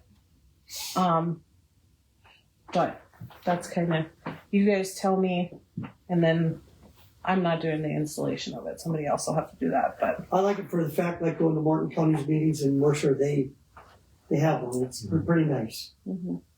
And we can actually, the RIT guy did say we can get what they call an owl, and it's like a microphone and a camera that you sit in the middle of the table and it follows, and we can kind of do it that way too. So We have one of those. We do. I've heard they're really cool. I've never seen one in action, but I've heard they're pretty neat. So So focusing on everyone. yeah, it follows the voice that's talking the most, and yeah. Pretty good. Oh yeah. I've heard good things about it. So the thing with that one is it's portable, so we can take it out of here and not have to worry about privacy concerns and whatever, and just store it with the iPad or whatever. So, definitely would help. And I think you can also do like a Teams or Zoom call with it too. So in the event we need somebody that calls in or whatever, but you guys tell me, and then I can get a hold of him and say, hey, can you get this for us? You know what the cost of something like that would be? I don't. We just have one of our phones running. I don't think it's very much. I can. Under 100,000. Yeah, way under. Yeah, I'm gonna say it's probably like at most a couple $100. Okay. So. I guess I like the idea of both. I mean, if that's what you're good with, I just would need a motion to get a hold of him and get the process going. I think getting with the times would be really great. I'll make that motion. Give it a motion by Dave. Pursue both the TV and TV and the owl. I'll second that. Okay. Any further discussion? Hearing none, all in favor? Aye. Awesome. Over. Okay. You had those two things that you added. Okay, I'll just mention one, and the other one is long and drawn out. Okay. A lady, Valerie Hickey, Oliver County lady, works for I believe it's the State Historical Society. And the interstate bridge that goes over the river between Bismarck and Mandan, they have some metallic items down there, which Lewis and Clark and Sakakawea. They're about 15, 20 feet tall. They're going to want to get rid of them. And she called, I think she maybe talked to you too, Valerie, that if we want them for Oliver County, we'll find a place for them, whether it be down by Cross Ranch or down by the Missouri River Bridge or out here by our historical marker. Or these metal silhouettes, they're not real statues, but they're silhouettes made of metal. And they look nice. And Lewis or Clark could be pointing toward the river up there if we're on that hill north of town. And they'd be an attraction. And all we'd have to do when she gets it okayed is just go take them down, and our county employees could do that, our road employees, and move them. We'd have to build new foundations for them probably. Yeah. But they're just bolted into a metal that comes out of a pile of rocks down there right now. I don't know if we'd have to get rid of the rocks too in the pile, but she's working on getting them for nothing. We just have to be willing to accept them and be able to haul them, transport them out there. I think it'd be a big attraction for all the work we've put into the center of North America. You know, I thought of all the places too. I think that's the ideal location because Lewis or Clark, you can see the river, and he's pointing toward the river and all that, and it would be noticeable there. I would like it better than the Cross Ranch area. I don't More know visible. I don't know that they'd let us just drop those off down at Cross Ranch since it's a state park. They'd Well, probably be like, I think we could get that okayed, but I think it'd be noticeable up north here. It'd be a nice addition to that spot up It would there. be. I guess the only problem I'd see is people shooting at it like they are the box we had made for the Flyers. It's been shot twice. So I've been plugging holes, but that's just people with nothing to do and want to take a shot at Lewis and Clark. So, but I think it'd be a great idea if we could do it. And If you drive by there, you can look down and you see off that little park area down there. It can be neat, as long as it's going to be a giveaway. Right, price is right. That's all I have on that. Okay. I think we should pursue it. we need a motion to that effect, or do we just say, hey, go ahead? Go ahead. Okay.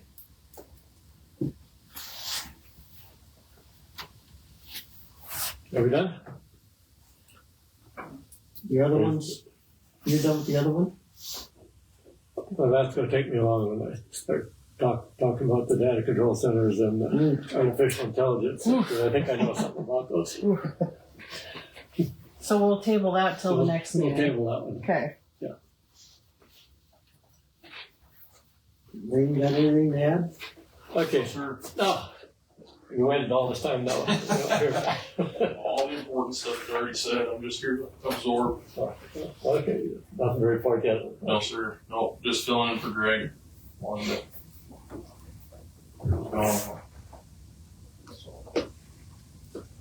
Was I supposed to report something? Did you guys need me to report something? This may be an option. We may come to B&I because they have the equipment if we do get those. So it's, B&I has the equipment. They could go remove them and haul them for us. The equipment must be too big.